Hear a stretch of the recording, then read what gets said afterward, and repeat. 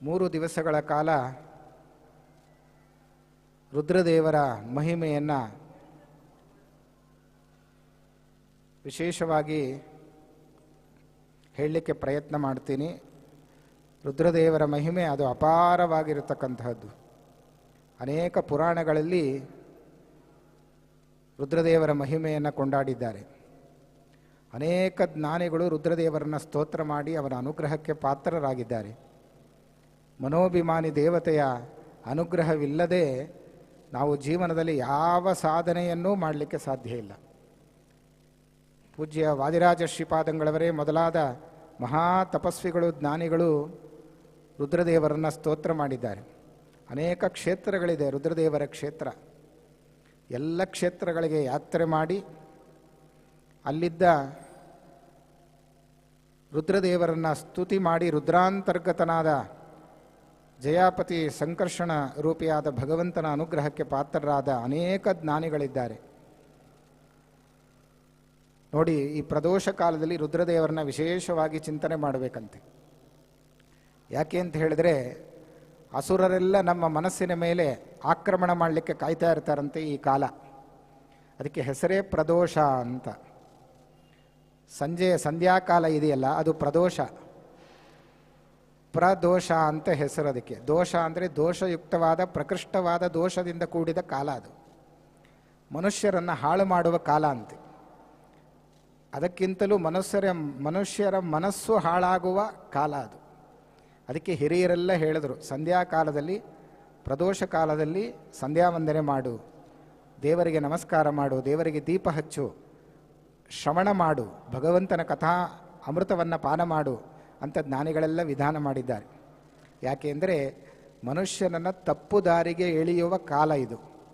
ಅಸುರರೆಲ್ಲ ಈ ಕಾಲದಲ್ಲಿ ಮನಸ್ಸಿನ ಮೇಲೆ ಪ್ರಭಾವ ಬೀರ್ತಾರೆ.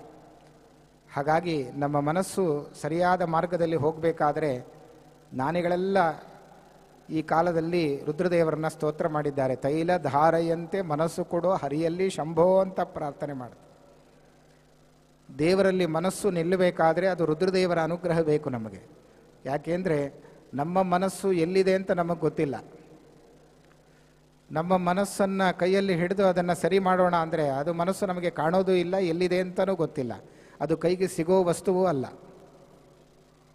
ಅಷ್ಟು ಸೂಕ್ಷ್ಮವಾದ ಇಂದ್ರಿಯ ಅದು ಮನಸ್ಸು. 10 ಇಂದ್ರಿಯಗಳು, ಪಂಚ ಜ್ಞಾನೇಂದ್ರಿಯಗಳು, ಪಂಚ ಕರ್ಮೇಂದ್ರಿಯಗಳನ್ನು ನಿಯಮನೆ ಮಾಡುವ ತನ್ನ ಹತೋಟಿಯಲ್ಲಿಟ್ಟುಕೊಂಡ ಒಂದು ಇಂದ್ರಿಯ ಅಂದರೆ ಅದು ಮನಸ್ಸು. ಆದ್ದರಿಂದಲೇ ಅದು ಆ ಮನಸ್ಸನ್ನು ಬೇರೆ ಮಾಡಿದ್ದಾರೆ. 10 ಇಂದ್ರಿಯದಿಂದ ಬೇರೆ ಮಾಡಿ 11ನೇ ಇಂದ್ರಿಯ ಮನಸ್ಸು ಅಂತ ಶಾಸ್ತ್ರಕಾರರು ಹೇಳ್ತಾರೆ. ನೋಡಿ, ಒಳ್ಳೆ ಕಾರ್ಯವನ್ನು ಯಾರಾದರೂ ಇವತ್ತು ಮಾಡಿ ಅಂತ ಹೇಳಿದ್ರೆ, ದೇವರ ಪೂಜೆ ಮಾಡು, ಸಂಧ್ಯಾ ವಂದನೆ ಮಾಡು, ಪ್ರದಕ್ಷಿಣೆ ಹಾಕು, ದೇವರಿಗೆ ದೀಪ ಹಚ್ಚು, ತೀರ್ಥಯಾತ್ರೆ ಮಾಡು ಅಂತ ಹೇಳಿದರೆ ತಪ್ಪಿಸಿಕೊಳ್ಳಿಕ್ಕೆ ಏನು ಕಾರಣ ಹೇಳ್ತಾರೆ ಹೇಳಿ? ಯಾಕೋ ಮನಸ್ಸು ಸರಿ ಇಲ್ಲ ಇವತ್ತು ಅಂತ ಹೇಳ್ತಾರೆ. ಅಂದರೆ ಮನಸ್ಸು ಸರಿ ಇಲ್ಲ ಅಂದರೆ ಯಾವ ಒಳ್ಳೆ ಕಾರ್ಯವೂ ಮಾಡಲಿಕ್ಕೆ ಆಗೋದಿಲ್ಲ ಅಂತ ಅರ್ಥ. ಮನಸ್ಸು ಸರಿ ಇರಬೇಕು, ಮನಸ್ಸು ಶುದ್ಧವಾಗಿರಬೇಕು. ಮನಸ್ಸಿನಲ್ಲಿದ್ದ ದೋಷಗಳು ಏನು ಅಂತಲೂ ನಮಗೆ ಗೊತ್ತಿಲ್ಲ. ಕಾಮಕ್ರೋಧಾದಿಗಳಿಂದ ಕೂಡಿದ ಈ ಮನಸ್ಸನ್ನು ನಾವು ಶುದ್ಧ ಮಾಡಬೇಕು. ಅದಕ್ಕೆ ದಾಸರು ಹೇಳ್ತಾರೆ, ಮನವ ಶೋಧಿಸಬೇಕು ನಿತ್ಯ ಅಂತ. ಪ್ರತಿನಿತ್ಯ ಮನಸ್ಸನ್ನು ಶೋಧನೆ ಮಾಡಬೇಕಂತೆ. ಅದರಲ್ಲಿದ್ದ ದೋಷಗಳು ಏನು ಅಂತ ತಿಳ್ಕೊಂಡು ಅದನ್ನು ದೂರ ಹಾಕಲಿಕ್ಕೆ ಪ್ರಯತ್ನ ಮಾಡಬೇಕು ನಾವು. ಹರಿಷಡ್ವರ್ಗಗಳಿಂದ ಕೂಡಿದ ಈ ಮನಸ್ಸಿನಿಂದ ಯಾವ ಸಾಧನೆಯನ್ನು ನಾವು ಮಾಡಲಿಕ್ಕಾಗೋದಿಲ್ಲ. ಜ್ಞಾನಿಗಳೆಲ್ಲ ತಪಸ್ಸು ಮಾಡ್ತಾರೆ, ವ್ರತಗಳನ್ನು ಮಾಡ್ತಾರೆ, ನಿಯಮಗಳನ್ನು ಮಾಡ್ತಾರೆ, ಆಚಾರ ಮಾಡ್ತಾರೆ. ಯಾಕೆ? ಅಧ್ಯಯನ ಮಾಡ್ತಾರೆ, ಮನಸ್ಸಿನ ಏಕಾಗ್ರತೆಗೋಸ್ಕರ. ಈ ಮನಸ್ಸನ್ನು ನಿಯಮನೆ ಮಾಡಲಿಕ್ಕೋಸ್ಕರವೇ ಜ್ಞಾನಿಗಳೆಲ್ಲ ತಪಸ್ಸು ಮಾಡ್ತಾರೆ. ಅದಕ್ಕೋಸ್ಕರ ಬಲವಾನ್ ಇಂದ್ರಿಯ ಗ್ರಾಮೋ ವಿದ್ವಾಂಸಮಪಿ ಕರ್ಷತಿ ಅಂತ ಹೇಳಿದ ಹಾಗೆ ಈ ಮನಸ್ಸು ನಮ್ಮ ವಶ ಆಗಬೇಕಾದ್ರೆ, ನಾವು ಹೇಳಿದ ಹಾಗೆ ಮನಸ್ಸು ಕೇಳಬೇಕಾದ್ರೆ ಅದು ನಮ್ಮಿಂದ ಸಾಧ್ಯ ಇಲ್ಲ. ಮನೋಭಿಮಾನಿ ದೇವತೆಯಾದ ರುದ್ರದೇವರ ಅನುಗ್ರಹವನ್ನು ಪಡ್ಕೊಂಡ್ರೆ ಮಾತ್ರ ಸಾಧ್ಯ. ಆದ್ದರಿಂದ ಪರಮ ವೈಷ್ಣವರಾದ ರುದ್ರದೇವರನ್ನು ಎಲ್ಲ ವೈಷ್ಣವರು ಆರಾಧನೆ ಮಾಡಬೇಕು, ಮಾಡ್ತಾರೆ. ನಮ್ಮಲ್ಲಿ ಕೆಲವು ತಪ್ಪು ಕಲ್ಪನೆ ಇದೆ. ಶೈವರು ಮಾತ್ರ ಶಿವನನ್ನು ಆರಾಧಿಸಬೇಕು, ವಿಷ್ಣುವನ್ನು ವೈಷ್ಣವರು ಆರಾಧಿಸಬೇಕು ಅಂತ. ಇದು ತಪ್ಪು ಕಲ್ಪನೆ. ಎಲ್ಲರೂ ರುದ್ರದೇವರನ್ನು ಆರಾಧನೆ ಮಾಡಲೇಬೇಕು. ಯಾಕೆಂದರೆ ಪರಮ ವೈಷ್ಣವರವರು. ಕೊರಳಲಿ ಭಸ್ಮ ರುದ್ರಾಕ್ಷಿ ಧರಿಸಿದ ಪರಮ ವೈಷ್ಣವನು ನೀನೇ ಅಂತ ದಾಸರು ರುದ್ರದೇವರನ್ನ ಸ್ತೋತ್ರ ಮಾಡಿದ್ದಾರೆ. ಹಾಗಾಗಿ ಅಂತಹ ದಿವ್ಯ ರೂಪವುಳ್ಳಂತಹ ಆ ರುದ್ರದೇವರು ಎಲ್ಲರ ಮನಸ್ಸಿನ ಒಳಗೆ ಕುಳಿತು ಮನೋಭಿಮಾನಿ ದೇವತೆಯಾಗಿ ಮನಃಪ್ರೇರಕರಾಗಿ ಇಡೀ ಜಗತ್ತಿನ ವ್ಯಾಪಾರವನ್ನು ಭಗವಂತನ ಅನುಗ್ರಹದಿಂದ ನಡೆಸ್ತಾರೆ ರುದ್ರದೇವರು. ಆದ್ದರಿಂದ ಎಲ್ಲ ವೈಷ್ಣವರು ಕೂಡ ಆ ರುದ್ರದೇವರನ್ನ ಪ್ರತಿನಿತ್ಯ ಆರಾಧನೆ ಮಾಡಬೇಕು. ಅದರಲ್ಲೂ ಈ ಪ್ರದೋಷ ಕಾಲದಲ್ಲಿ ಬಹಳ ವಿಶೇಷ. ದೈತ್ಯರ ಆಕ್ರಮಣ ನಮಗಾಗದೇ ಇರಬೇಕಾದರೆ ರುದ್ರದೇವರನ್ನು ನಾವು ಸ್ತೋತ್ರ ಮಾಡಬೇಕು, ಅವರ ಮಹಿಮೆಯನ್ನು ಕೇಳಬೇಕು. ಇವತ್ತು ಮಹಾಶಿವರಾತ್ರಿ, ಬಹಳ ದೊಡ್ಡ ಪರ್ವಕಾಲ. ಪ್ರತಿಯೊಬ್ಬರೂ ಸಂಧ್ಯಾವಂದನೆ ಮಾಡುವಾಗ ಸಾಯಂಕಾಲದ ಹೊತ್ತಿಗೆ ನಾವು ರುದ್ರದೇವರನ್ನ ಸ್ಮರಣೆ ಮಾಡ್ತೀವಿ ಸಂಧ್ಯಾವಂದನೆಯಲ್ಲಿ. ಅಪಸರ್ಪಂತು ಏ ಭೂತ ಭುವಿ ಸಂಸ್ಥಿತಾ ಅಂತ ಹೇಳಿ ತೇ ನಶ್ಯಂತು ಶಿವಾಜ್ಞೆಯ ಅಂತ ಹೇಳಿ. ಶಿವಾಜ್ಞೆಯ ರುದ್ರದೇವರ ಆಜ್ಞೆ, ರುದ್ರದೇವರ ಅನುಗ್ರಹದಿಂದ ಈ ಎಲ್ಲ ಭೂತಗಳನ್ನು ದೂರ ಮಾಡ್ತೀನಿ, ಈ ದೈತ್ಯರನ್ನು ದೂರ ಮಾಡ್ತೀನಿ. ಮನಸ್ಸಿನ ಮೇಲೆ ಆಕ್ರಮಣ ಮಾಡಿ ನಮ್ಮ ಮನಸ್ಸನ್ನು ಕೆಡಿಸಲಿಕ್ಕೋಸ್ಕರ ಕಾಯ್ತಾ ಇರುವ ಈ ದೈತ್ಯರನ್ನು ಸದೆಬಡಿ ನೀನು ಅಂತ ರುದ್ರದೇವರನ್ನ ಪ್ರಾರ್ಥನೆ ಮಾಡಿ ನಾವು ಸಂಧ್ಯಾವಂದನೆಯಲ್ಲಿ ರುದ್ರದೇವರ ಸ್ಮರಣೆ ಮಾಡಿ ಆಮೇಲೆ ನಾವು ಜಪಾದಿಗಳನ್ನು ಮಾಡ್ತೀವಿ ಮನಸ್ಸಿನ ಏಕಾಗ್ರತೆಗೋಸ್ಕರ. ಹಾಗಾಗಿ ಪ್ರತಿಯೊಬ್ಬರೂ ಕೂಡ ವೈಷ್ಣವರು ರುದ್ರದೇವರನ್ನ ಆರಾಧನೆ ಮಾಡಲೇಬೇಕು ಅಂತ. ಹಾಗಂಥೇಳಿ ನೀನೇ ಸರ್ವೋತ್ತಮ ಅಂತನೂ ಪೂಜಿಸಬಾರದು. ಅವರವರ ಯೋಗ್ಯತೆಗೆ ಅನುಗುಣವಾಗಿ ತಾರತಮ್ಯೋಕ್ತವಾಗಿ ರುದ್ರಾದಿ ದೇವತೆಗಳನ್ನು ಆಯಾಯ ಸ್ಥಾನದಲ್ಲಿಟ್ಟು ಪೂಜೆ ಮಾಡಬೇಕು. ಒಂದೇ ತಟ್ಟೆಯಲ್ಲಿ ಸಾಲಿಗ್ರಾಮವನ್ನು ಇಡೋದು, ದೇವರ ಪ್ರತಿಮೆಯನ್ನು ಇಡೋದು, ರುದ್ರದೇವರ ಲಿಂಗವನ್ನು ಇಡೋದು, ಒಟ್ಟಿಗೆ ಅಭಿಷೇಕ ಮಾಡೋದು ಶಂಖದಿಂದ, ಹಾಗೆಲ್ಲ ಮಾಡಲಿಕ್ಕೆ ಹೋಗಬಾರ್ದು. ತಾರತಮ್ಯೋಕ್ತವಾಗಿ ನಮ್ಮ ಸಿದ್ಧಾಂತ ತಾರತಮ್ಯ ಸಿದ್ಧಾಂತ. ಶಂಕರ ವಿಷ್ಣುವಿನ ಕಿಂಕರ ಅಂತ ಅವನನ್ನು ಆರಾಧನೆ ಮಾಡಬೇಕು, ಹೊರತು ನೀನು ಸರ್ವೋತ್ತಮ ಅಂತ ಎಂದೂ ಕೂಡ ನಾವು ತಿಳಿಯಬಾರದು. ಪಂಡಿತಾಚಾರ್ಯರು ವಾಯುಸ್ತುತಿಯಲ್ಲಿ ಪ್ರತಿನಿತ್ಯ ನಾವು ಸ್ತೋತ್ರ ಮಾಡುವಾಗ ಹೇಳ್ತೀವಿ, ಕಿಂಕರ ಶಂಕರಾದ್ಯಾಹ, ವಾಯುದೇವರ ಕಿಂಕರರು ಶಂಕರರು ಅಂತ ಸ್ತೋತ್ರ ಮಾಡಿದ್ದಾರೆ ವಾಯುಸ್ತುತಿಯಲ್ಲಿ. ಹಾಗಾಗಿ ಅಂತಹ ಭಗವಂತನ ಕಿಂಕರರಾದ ರುದ್ರದೇವರು ತಾವು ಮನೋಭಿಮಾನಿ ದೇವತೆಯಾಗಿ ಎಲ್ಲರ ಮನಸ್ಸಿನಲ್ಲಿ ಕುಳಿತು ನಮ್ಮಿಂದ ಸತ್ಕರ್ಮಗಳನ್ನು ಅವರು ಮಾಡಿಸಿದರೆ ಉಂಟು. ಪ್ರತಿನಿತ್ಯ ತತ್ವಾಭಿಮಾನಿ ದೇವತೆಗಳ ಸ್ಮರಣೆ ಮಾಡ್ತೀವಿ. ನಮ್ಮ ಶರೀರದಲ್ಲಿ ಅನೇಕ ದೇವತೆಗಳಿದ್ದಾರೆ, ತತ್ವಾಭಿಮಾನಿ ದೇವತೆಗಳು 33 ಕೋಟಿ ದೇವತೆಗಳಿದ್ದಾರೆ, 72,000 ನಾಡಿಗಳಿವೆ. ಆ ಎಲ್ಲ ನಾಡಿಗಳಲ್ಲಿ ತತ್ವಾಭಿಮಾನಿ ದೇವತೆಗಳು ನಮ್ಮ ಶರೀರದಲ್ಲಿ ಕುಳಿತು ನಮ್ಮಿಂದ ಕ್ರಿಯೆಗಳನ್ನು ಮಾಡಿಸ್ತಾರೆ. ಸ್ವತಂತ್ರವಾಗಿ ನಾವೇನೂ ಮಾಡಲಿಕ್ಕೆ ಸಾಧ್ಯ ಇಲ್ಲ. ತೇನ ವಿನ ತೃಣಮಪಿ ನ ಚಲತಿ. ಭಗವಂತನ ಅನುಗ್ರಹಕ್ಕೆ ಪಾತ್ರರಾದ ತತ್ವಾಭಿಮಾನಿ ದೇವತೆಗಳು ನಮ್ಮಿಂದ ಸತ್ಕರ್ಮವನ್ನು ಮಾಡಿಸಬೇಕು. ಆದ್ದರಿಂದಲೇ ಬೆಳಿಗ್ಗೆ ಎದ್ದ ಕೂಡಲೇ ಈ ಶ್ಲೋಕ ಹೇಳ್ತೇವೆ, ನಮೋ ವಸ್ತಾತ್ವಿಕಾ ದೇವಾಹ ವಿಷ್ಣು ಭಕ್ತಿ ಪರಾಯಣಾಹ ಧರ್ಮ ಮಾರ್ಗೇ ಪ್ರೇರೆಯಂತು ಭವಂತಃ ಸರ್ವೈವ ಹಿ. ತತ್ವಾಭಿಮಾನಿ ದೇವತೆಗಳ ಚಿಂತನೆಯನ್ನು ಮಾಡಿ ಪ್ರಾತಃ ಕಾಲದಲ್ಲಿ ನಾವು ಭಗವಂತನ ಪೂಜೆಗೆ ತೆರಳುತ್ತೇವೆ. ತತ್ವಾಭಿಮಾನಿ ದೇವತೆಗಳು ಒಳಗೆ ನಿಂತು ಅವರು ನಮ್ಮಿಂದ ಸತ್ಕರ್ಮಗಳನ್ನು ಧರ್ಮ ಕಾರ್ಯವನ್ನು ಮಾಡಿಸಿ ಅಂತ ಪ್ರಾರ್ಥನೆ ಮಾಡಬೇಕು. ಇಲ್ಲದೆ ಹೋದರೆ ನಮ್ಮಿಂದ ಯಾವ ಧರ್ಮ ಕಾರ್ಯವೂ ನಡೀಲಿಕ್ಕೆ ಸಾಧ್ಯ ಇಲ್ಲ. ನಮ್ಮ ಶರೀರದಲ್ಲಿ ವಸು ರುದ್ರ ಆದಿತ್ಯರ ಪಾತ್ರ ಬಹಳ ದೊಡ್ಡದು. ಅದರಲ್ಲೂ ಕೂಡ ಮನೋಭಿಮಾನಿ ದೇವತೆ ರುದ್ರದೇವರು, ಪ್ರಾಣಾಭಿಮಾನಿ ದೇವತೆ ಮುಖ್ಯ ಪ್ರಾಣದೇವರ ನಂತರದಲ್ಲಿ ಸ್ಥಾನವನ್ನು ಪಡೆದ ದೊಡ್ಡ ಕೀರ್ತಿ ಅದು ರುದ್ರದೇವರದ್ದು. ಮನೋಭಿಮಾನಿ ದೇವತೆ ಜೀವನದಲ್ಲಿ 2 ಗೆಲ್ಲಬೇಕಂತೆ. ಒಂದು ಪ್ರಾಣನನ್ನು ಗೆಲ್ಲಬೇಕು, ಇನ್ನೊಂದು ಮನಸ್ಸನ್ನು ಗೆಲ್ಲಬೇಕು. ಈ 2 ಗೆದ್ದವರು ಬಹಳ ವಿರಳ. ಆದರೆ ಮುಖ್ಯ ಪ್ರಾಣನ ಅನುಗ್ರಹವನ್ನು ಪಡೆದು ನಾವು ಪ್ರಾಣವನ್ನು ಗೆಲ್ಲಬೇಕು. ಅದರ ಜೊತೆಗೆ ಮನೋಭಿಮಾನಿ ದೇವತೆಯ ಅನುಗ್ರಹವನ್ನು ಪಡೆದುಕೊಂಡು ನಾವು ಮನಸ್ಸನ್ನು ಗೆಲ್ಲಬೇಕು. ಇಲ್ಲದೆ ಹೋದರೆ ಇನ್ಯಾವ ಸತ್ಕರ್ಮಗಳು ನಾವು ಮಾಡಲಿಕ್ಕೆ ಸಾಧ್ಯ ಇಲ್ಲ. ಉದಾಹರಣೆ ಕೊಡೋದಾದರೆ, ಶಾಸ್ತ್ರಕಾರರು ಹಿಂದೆ ದೊಡ್ಡವರೆಲ್ಲ ಹಿರಿಯರೆಲ್ಲ ಹೇಳ್ಕೊಂಡು ಬರ್ತಾರೆ, ಏನು ಅಂದರೆ ಮನಸ್ಸಿಟ್ಟು ಕೇಳು ಅಂತ. ಕೇಳುವಾಗ ಮನಸ್ಸಿಲ್ಲದೆ ಕೇಳಿದ್ರೆ ಅದು 2 ಕಿವಿಯಲ್ಲಿ, ಒಂದು ಕಿವಿಯಲ್ಲಿ ಕೇಳ್ತೇವೆ, ಇನ್ನೊಂದು ಕಿವಿಯಲ್ಲಿ ಬಿಟ್ಬಿಡ್ತೇವೆ. ಸುಲಭ ಬಿಡಲಿಕ್ಕೆ. ತುಂಬ ಹೊತ್ತು ಕೇಳಿರ್ತಾರೆ, ಮನೆಗೆ ಹೋದ ಮೇಲೆ ಏನು ಹೇಳಿದ್ರು ಆಚಾರ್ಯ ಅಂತ ಕೇಳ್ತಾರೆ. ಇಲ್ಲ ಬಹಳ ಚೆನ್ನಾಗಿತ್ತು, ತುಂಬ ಚೆನ್ನಾಗಿ ಹೇಳಿದ್ರು ಅಂತ. ಏನು ಹೇಳಿದ್ರು ಹೇಳಿ ಅಂದರೆ, ಎಲ್ಲ ತುಂಬ ಚೆನ್ನಾಗಿತ್ತು ಅಂತ. ಇಷ್ಟೇ ಹೇಳಬೇಕು ಅಷ್ಟೇ ಹೊರತು ಏನು ಹೇಳಿದ್ರು ಅಂತ ಹೇಳಲಿಕ್ಕೆ ಬರಲ್ಲ. ಯಾಕೆ ಅಂದರೆ ಕೇಳಿದ್ದು ಕಿವಿ ಮಾತ್ರ, ಆದರೆ ಮನಸ್ಸು ಕೇಳಲಿಲ್ಲ. ಶಾಸ್ತ್ರಕಾರ ಹೇಳ್ತಾರೆ, ಮನ ಇಂದ್ರಿಯೇಣ. ಕಿವಿ ಕೇಳಿದರೂ ಅದರ ಜೊತೆಗೆ ಮನಸ್ಸು ಸೇರಬೇಕು. ಮನಸ್ಸಿನಿಂದ ಕೇಳಿದಾಗ ಮಾತ್ರ ಅದು ಹೃದಯದಲ್ಲಿ ಯಾವಾಗಲೂ ಉಳಿಯುತ್ತೆ, ಅದು ಮರೆಯೋದಿಲ್ಲ. ಏನು ಕೇಳಿದೆವೋ ಅದನ್ನು ಹೇಳಲಿಕ್ಕೆ ಬರುತ್ತೆ. ಇನ್ನು 10 ವರ್ಷ ಆದರೂ ಮನಸ್ಸಿನಲ್ಲಿ ಟ್ಯೂನ್ ಆದರೆ, ಮನಸ್ಸು ಕೇಳಿಬಿಟ್ರೆ ಇನ್ನು ಎಷ್ಟು ವರ್ಷವಾದರೂ ಕೇಳಿದ್ರೆ ಅದನ್ನು ಹೇಳಲಿಕ್ಕೆ ಬರುತ್ತೆ. ಆದರೆ ಮನಸ್ಸಿನಿಂದ ಕೇಳಿ ನಮಗೆ ಅಭ್ಯಾಸ ಗೊತ್ತಿಲ್ಲ. ಪ್ರವಚನಕ್ಕೆ ಬರುವಾಗಲೇ ಮನಸ್ಸನ್ನು ಮನೆಯಲ್ಲಿಟ್ಟೇ ಬರ್ತೀವಿ. ಅಯ್ಯೋ ಮನೆಯಲ್ಲಿ ಬೀಗ ಹಾಕಿದ್ದೀವೋ ಇಲ್ವೋ, ಯಾರು ಬಂದರೋ ಏನೋ, ಈ ತರಹ ಮನಸ್ಸು ಬಿಟ್ಟು ಬರೀ ಶರೀರದಿಂದ ನಾವು ದೇವಸ್ಥಾನಕ್ಕೆ ಪ್ರವೇಶ ಮಾಡ್ತೀವಿ. ಹಾಗಾಗಬಾರದು, ಮನಸ್ಸಿಟ್ಟು ಕೇಳು ಅಂತ ಶಾಸ್ತ್ರಕಾರರು ಹೇಳಿದರು. ಹಾಗೆ ವಿದ್ಯಾರ್ಥಿಗಳು ಅಧ್ಯಯನ ಮಾಡಬೇಕು, ಓದ್ತಾರೆ. ಓದುವಾಗ ಮನಸ್ಸಿಟ್ಟು ಓದಬೇಕು. ಮನಸ್ಸೆಲ್ಲೋ ಇಟ್ಟು ಎಷ್ಟು ಓದಿದರೂ ಕೂಡ ಪರೀಕ್ಷೆಯಲ್ಲಿ ಉತ್ತೀರ್ಣರಾಗೋದೇ ಇಲ್ಲ. ಯಾಕೆ ಅಂದರೆ ಓದಿಲ್ವಾ ಅಂದರೆ ಓದಿದ್ದಾರೆ, ಆದರೆ ಮನಸ್ಸಿಟ್ಟು ಓದಿಲ್ಲ. ಅದಕ್ಕೆ ಹಿರಿಯರು ಹೇಳಿದ್ರು, ಮನಸ್ಸಿಟ್ಟು ಓದು, ಮನಸ್ಸಿಟ್ಟು ಕೇಳು ಅಂತ. ಹಾಗೆ ತೀರ್ಥ ಸ್ನಾನ ಮಾಡ್ತಾ ಇರ್ತೇವೆ, ಆದರೆ ಮನಸ್ಸೆಲ್ಲೋ ಇರುತ್ತೆ. ದೇಹ ಮಾತ್ರ ನೀರಲ್ಲಿ ಮುಳುಗತ್ತೆ, ಮನಸ್ಸು ನೀರಲ್ಲಿ ಮುಳುಗಿ ಗೊತ್ತಿಲ್ಲ. ಮಾನಸಿಕವಾದ ಸ್ನಾನ ಮಾಡಿ ನಮಗೆ ಗೊತ್ತಿಲ್ಲ, ಮಾನಸಿಕವಾಗಿ ಪ್ರದಕ್ಷಿಣೆ ಮಾಡಿ ಗೊತ್ತಿಲ್ಲ, ಮಾನಸಿಕವಾಗಿ ಸ್ನಾನ ಮಾಡಿ ಗೊತ್ತಿಲ್ಲ. ಇದು ಯಾವುದೂ ನಮಗೆ ಗೊತ್ತಿಲ್ಲ. ಅದಕ್ಕೆ ಶಾಸ್ತ್ರಕಾರ ಹೇಳ್ತಾರೆ, ಮನಸ್ಸಿನಿಂದ ಮಾಡಿದ್ದಕ್ಕೆ ಮಾತ್ರ ಮಾರ್ಕ್ಸ್ ಸಿಗತ್ತೆ. ಚಿತ್ರಗುಪ್ತರು ಮನಸ್ಸಿನಿಂದ ಕೇಳಿದರೆ ಮಾತ್ರ ಇವನು ಪ್ರವಚನ ಕೇಳಿದ್ದಾನೆ ಅಂತ ರೈಟ್ ಹಾಕ್ತಾರೆ. ಮನಸ್ಸು ಕೇಳದೆ, ಮನಸ್ಸೆಲ್ಲೋ ಬಿಟ್ಟು ಕೇವಲ ಕಿವಿ ಕೇಳಿದ್ರೆ ಅದಕ್ಕೆ ಫಲ ಸಿಗೋದಿಲ್ಲ ಅಂತ. ಹಾಗಾಗಿ ಆ ಮನಸ್ಸಿನಿಂದ ಕರ್ಮಗಳನ್ನು ಮಾಡೋದನ್ನು ಅಭ್ಯಾಸ ಮಾಡಬೇಕು. ಅದು ನಮಗೆ ಗೊತ್ತಿಲ್ಲ. ಶರೀರದಿಂದ ಮಾಡ್ತೇವೆ, ಸ್ನಾನ ಮಾಡ್ತೇವೆ, ದಾನ ಮಾಡ್ತೇವೆ, ಯಜ್ಞ ಮಾಡ್ತೇವೆ, ಪ್ರದಕ್ಷಿಣೆ ಮಾಡ್ತೇವೆ, ನಮಸ್ಕಾರ ಮಾಡ್ತೇವೆ, ತೀರ್ಥಯಾತ್ರೆ ಮಾಡ್ತೇವೆ, ಧ್ಯಾನ ಮಾಡ್ತೇವೆ. ಆದರೆ ಮನಸ್ಸು ಬಿಟ್ಟು ಮಾಡ್ತೇವೆ, ದೇವರು ಒಪ್ಪೋದಿಲ್ಲ. ಮನಸ್ಸಿನಿಂದ ಮಾಡಿದರೆ ಮಾತ್ರ ಭಗವಂತ ಅದನ್ನು ಸ್ವೀಕಾರ ಮಾಡ್ತಾನೆ. ಆದ್ದರಿಂದ ಆ ಮನಸ್ಸಿನಿಂದ ಮಾಡಬೇಕಾದ್ರೆ ಮನೋಭಿಮಾನಿ ದೇವತೆ ಪ್ರೇರಣೆ ಮಾಡಬೇಕು. ಅದಕ್ಕೆ ಹೇಳ್ತಾರಲ್ಲ ದಾಸರು, ಮನಸ್ಸು ಕಾರಣವಲ್ಲ ಪಾಪ ಪುಣ್ಯಕ್ಕೆ, ಅನಲಾಕ್ಷ ನಿನ್ನ ಪ್ರೇರಣೆ ಇಲ್ಲದೆ ಅಂತ. ನೋಡಿ, ಕೇವಲ ಮನಸ್ಸು ಜಡವಾದ ಮನಸ್ಸು ಪುಣ್ಯ ಪಾಪಗಳಿಗೆ ಕಾರಣ ಆಗೋದಿಲ್ಲ. ಆದರೆ ಆ ಜಡವಾದ ಮನಸ್ಸಿಗೂ ಅಭಿಮಾನಿ ದೇವತೆಯಾದ ರುದ್ರದೇವರ ಅನಲಾಕ್ಷ ನಿನ್ನ ಪ್ರೇರಣೆ ಇಲ್ಲದೆ ಕೇವಲ ಮನಸ್ಸು ಪಾಪ ಪುಣ್ಯಕ್ಕೆ ಕಾರಣವಲ್ಲ ಅಂತ ಸ್ಪಷ್ಟವಾಗಿ ದಾಸರು ಹೇಳ್ತಾರೆ. ಹಾಗಾಗಿ ರುದ್ರದೇವರ ಅನುಗ್ರಹವಿಲ್ಲದೆ ಯಾವ ಸತ್ಕರ್ಮವನ್ನು ನಾವು ಮಾಡಲಿಕ್ಕೆ ಸಾಧ್ಯ ಇಲ್ಲ. ದೇವರ ಹತ್ತಿರ ಹೋಗಲಿಕ್ಕೂ ನಮಗೆ ಸಾಧ್ಯ ಇಲ್ಲ.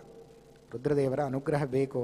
ಹಾಗೆ ಎಲ್ಲ ತತ್ವಾಭಿಮಾನಿ ದೇವತೆಗಳ ಚಿಂತನೆ ಪ್ರತಿನಿತ್ಯ ಮಾಡುವ ಪದ್ಧತಿ ನಮ್ಮಲ್ಲಿ ಬೆಳೆದು ಬಂದಿದೆ. ನಮ್ಮ ಇತಿಹಾಸದಲ್ಲಿ, ಭಾರತೀಯ ಸಂಸ್ಕೃತಿಯಲ್ಲಿ ತತ್ವಾಭಿಮಾನಿ ದೇವತೆಗಳ ಚಿಂತನೆ ಇದೆ. ದೇವರ ಪೂಜೆ ಮಾಡಬೇಕಾದ್ರೆ ತತ್ವನ್ಯಾಸವನ್ನು ಮಾಡ್ತೇವೆ. ಏನದು ತತ್ವನ್ಯಾಸ? ನಮ್ಮ ಶರೀರದಲ್ಲಿ ಎಲ್ಲ ಇಂದ್ರಿಯಗಳಲ್ಲಿ ದೇವತೆಗಳಿದ್ದಾರೆ. ಕಣ್ಣಿನಲ್ಲಿ ಸೂರ್ಯ ಇದ್ದಾನೆ, ಕಿವಿಯಲ್ಲಿ ದಿಗ್ದೇವತೆಗಳಿದ್ದಾರೆ, ಮೂಗಿನಲ್ಲಿ ಗ್ರಹಣ ದೇವತೆಗಳು, ಅಶ್ವಿನಿ ದೇವತೆಗಳಿದ್ದಾರೆ, ಪಾದದಲ್ಲಿ ಜಯಂತ ಇದ್ದಾನೆ. ಹೀಗೆ ಎಲ್ಲ ದೇವತೆಗಳು ನಮ್ಮ ಶರೀರದಲ್ಲಿ ಇದ್ದಾರೆ ಅಂತ ತತ್ವಾಭಿಮಾನಿ ದೇವತೆಗಳ ಚಿಂತನೆಯನ್ನು ಮಾಡಿ ಪರಿವಾರತಯ ಭಗವಂತನನ್ನು ಆರಾಧನೆ ಮಾಡುವ ಒಂದು ಪದ್ಧತಿ ನಮ್ಮ ಸಿದ್ಧಾಂತದಲ್ಲಿ ವಿಶೇಷವಾಗಿದೆ. ಆಚಾರ್ಯರು ಅದನ್ನು ತಂತ್ರಸಾರದಲ್ಲಿ ಬಹಳ ಚೆನ್ನಾಗಿ ತಿಳಿಸ್ತಾರೆ. ತತ್ವಾಭಿಮಾನಿ ದೇವತೆಗಳನ್ನು ಬಿಟ್ಟು ಕೇವಲ ದೇವರನ್ನು ಪೂಜೆ ಮಾಡ್ತೀನಿ ಅಂದರೂ ದೇವರು ಒಪ್ಪೋದಿಲ್ಲ. ದೇವರನ್ನ ಬಿಟ್ಟು ಕೇವಲ ತತ್ವಾಭಿಮಾನಿ ದೇವತೆಗಳನ್ನೇ ಸರ್ವೋತ್ತಮತ್ವೇನ ಪೂಜೆ ಮಾಡ್ತೀನಿ ಅಂದರೂ ತಪ್ಪು. ಹಾಗಾಗಿ ತಾರತಮ್ಯೋಕ್ತವಾಗಿ ಎಲ್ಲ ದೇವತೆಗಳಿಗೂ ನಿಯಾಮಕನಾದವನು ಪರಮಾತ್ಮ ಅಂತ ತಿಳ್ಕೊಂಡು ನಾವು ದೇವರ ಆರಾಧನೆಯನ್ನು ನಡೆಸಬೇಕು. ಆ ದೃಷ್ಟಿಯಲ್ಲಿ ರುದ್ರದೇವರ ಪಾತ್ರ ಬಹಳ ದೊಡ್ಡದು. ಶಿವನ ಪಾತ್ರ ನಮ್ಮ ಜೀವನದಲ್ಲಿ ಬಹಳ ದೊಡ್ಡದಿದೆ. ಅದನ್ನು ಪ್ರತಿನಿತ್ಯ ನಾವು ಚಿಂತನೆ ಮಾಡಬೇಕು. ಬ್ರಹ್ಮಾಂಡದಲ್ಲೂ ಮನೋಭಿಮಾನಿ ದೇವತೆಯಾದ ರುದ್ರದೇವರ ಚಿಂತನೆ ನಡೆಸಬೇಕು. ಪಿಂಡಾಂಡದ ಒಳಗೂ ರುದ್ರದೇವರ ಚಿಂತನೆ ನಡೆಸಬೇಕು ಅಂತ ಶಾಸ್ತ್ರಕಾರರು ನಮಗೆ ತಿಳಿಸಿಕೊಟ್ಟಿದ್ದಾರೆ. ಅನೇಕ ಜ್ಞಾನಿಗಳು ಅದನ್ನು ಶಾಸ್ತ್ರಕಾರರು ನಮಗೆ ತಿಳಿಸಿದ್ದಾರೆ. ಈ 3 ದಿವಸಗಳಲ್ಲಿ ಬಹುಶಃ ರುದ್ರದೇವರಿಗೆ 3 ಅಂದರೆ ಬಹಳ ಪ್ರೀತಿ. ಅದಕ್ಕೆ 3 ದಿವಸ ಪ್ರವಚನ ಅಂತ ಇದೆ ಅಂತ ಅನಿಸುತ್ತೆ ನನಗೆ. ಯಾಕೆ ಅಂದರೆ ಅವರಿಗಿದ್ದ ಕಣ್ಣು 3 ಕಣ್ಣಿದೆ ರುದ್ರದೇವರು. ಮುಕ್ಕಣ್ಣ ಅಂತ ಹೆಸರು. ತ್ರಿಲೋಚನ ಅಂತ ನಾರಾಯಣ ಪಂಡಿತರು ತ್ರಿಲೋಚನ ವಿಲೋಚನೆ ಲಸತಿತೆ ಲಲಾಮಾಯಿತೆ ಅಂತ ಸ್ತೋತ್ರ ಮಾಡ್ತಾರೆ. ನೀನು ತ್ರಿಲೋಚನ, ವಿಲಕ್ಷಣವಾದ ಕಣ್ಣು ನಿನಗಿದೆ. ಪ್ರಪಂಚದಲ್ಲಿ ಯಾರಿಗೂ ಇಲ್ಲ. ನೋಡುವ ಕಣ್ಣು 2 ಇದ್ದರೆ ಎಲ್ಲರಿಗೂ, ನಿನಗೆ ಮಾತ್ರ 3 ಇದೆ. ಆದ್ದರಿಂದ ನೀನು ತ್ರಿಲೋಚನ. ಅದು ವಿಲೋಚನೆ, ಬಹಳ ವಿಲಕ್ಷಣವಾದ ಕಣ್ಣದು ಅಂತ ಹೀಗೆ ಸ್ತೋತ್ರ ಮಾಡಿದ್ದಾರೆ. ಅವನಿಗೆ ಅರ್ಚನೆ ಮಾಡುವ ಪತ್ರ ಬಿಲ್ವ ಪತ್ರ, ಅದು ಕೂಡ ಅಷ್ಟೇ 3 ಪತ್ರಗಳಿಂದ ಕೂಡಿದ ಒಂದು ಪತ್ರ, ಅದು ಬಿಲ್ವ ಪತ್ರ ಅಂತ ಹೇಳಿದ್ದಾರೆ. ಶಿವನಿಗೆ 3 ಅಂದರೆ ಭಾರೀ ಇಷ್ಟ. ಹಾಗಾಗಿ 3 ದಿವಸ 3 ದಿನವಾದರೂ ಪ್ರವಚನ ಕೇಳಬೇಕು ರುದ್ರದೇವರ ಬಗ್ಗೆ ಅಂತ ಅನ್ನುವ ದೃಷ್ಟಿಯಲ್ಲಿ ಶ್ರೀಪಾದರ ಆಜ್ಞೆಯಂತೆ ಇಲ್ಲಿ 3 ದಿವಸಗಳ ಕಾಲ ರುದ್ರದೇವರ ಚಿಂತನೆಯನ್ನು ನಡೆಸಬೇಕು ಅಂತ ಹೇಳಿದ್ದಾರೆ. ಅನೇಕ ಜ್ಞಾನಿಗಳು ರುದ್ರಾದಿ ದೇವತೆಗಳನ್ನು ಸ್ತೋತ್ರ ಮಾಡಿದ್ದಾರೆ. ವಾದಿರಾಜ ಶ್ರೀಪಾದಂಗಳವರು ರಾಮೇಶ್ವರ ಕ್ಷೇತ್ರಕ್ಕೆ ಹೋಗಿ ಆ ರುದ್ರದೇವರ ಅರ್ಧನಾರೀಶ್ವರನಾದ ರುದ್ರದೇವರನ್ನ ಸ್ತೋತ್ರ ಮಾಡ್ತಾರೆ. ಹೇಗಿದ್ದಿ ನೀನು ಅಂತಂದರೆ, ಕಾಮದ್ವಿಷಂ ಕಾಮಿತ ದಾನದಕ್ಷಂ ಶ್ರೀಮಜ್ಜಟಾಜೂಟ ವಿಭಾಸಿ ಗಂಗಂ ರಾಮೇಶ್ವರಂ ರಾಮಕೃತ ಪ್ರತಿಷ್ಠಂ ರಾಮಾಗೃಹೀತಾರ್ಧತನುಂ ನತೋಸ್ಮಿ ಎಂಬುದಾಗಿ ರಾಮೇಶ್ವರ ಕ್ಷೇತ್ರದಲ್ಲಿ ವಿಶೇಷವಾಗಿ ವಾದಿರಾಜ ಶ್ರೀಪಾದಂಗಳವರು ರುದ್ರದೇವರನ್ನು ಸ್ತೋತ್ರ ಮಾಡಿದ್ದಾರೆ. ಇದಕ್ಕೂ ಹಿಂದೆ ಪ್ರಾಚೀನದಲ್ಲಿ ನಾರಾಯಣ ಪಂಡಿತಾಚಾರ್ಯರು ರಾಮೇಶ್ವರದಲ್ಲಿ ಹೋಗಿ ರುದ್ರದೇವರನ್ನು ಸ್ತೋತ್ರ ಮಾಡಿದ್ದಾರೆ. ಅದು ಕೂಡ ದಾಖಲೆ ನಮಗೆ ಸಿಗತ್ತೆ. ಇವತ್ತು ಶಿವಸ್ತುತಿ ಅಂತ ಬಹಳ ಪ್ರಸಿದ್ಧಿಯಾಗಿದೆ. ನಾರಾಯಣ ಪಂಡಿತರಿಂದ ರಚಿತವಾದ ಶಿವಸ್ತುತಿ ಎಂದು. ಇವರ ತಂದೆ ತ್ರಿವಿಕ್ರಮ ಪಂಡಿತಾಚಾರ್ಯರು, ಅವರು ಮಾಡಿದ ಸ್ತುತಿ ವಾಯುಸ್ತುತಿ. ವಾಯುದೇವರ ಅನುಗ್ರಹವನ್ನು ಪಡೆದವರು ಇವರು ತಂದೆ. ಆದರೆ ಮನೋಭಿಮಾನಿ ದೇವತೆಯಾದ ರುದ್ರದೇವರ ಅನುಗ್ರಹವನ್ನು ಪಡೆದವರು ನಾರಾಯಣ ಪಂಡಿತಾಚಾರ್ಯರು. ಒಂದು ಇತಿಹಾಸ ಇದೆ. ಆಚಾರ್ಯರ ಚರಿತ್ರೆ ಸುಮಧ್ವ ವಿಜಯ ಅನ್ನುವ ಗ್ರಂಥವನ್ನು, ಕಾವ್ಯವನ್ನು ರಚನೆ ಮಾಡಿದವರು ನಾರಾಯಣ ಪಂಡಿತಾಚಾರ್ಯರು.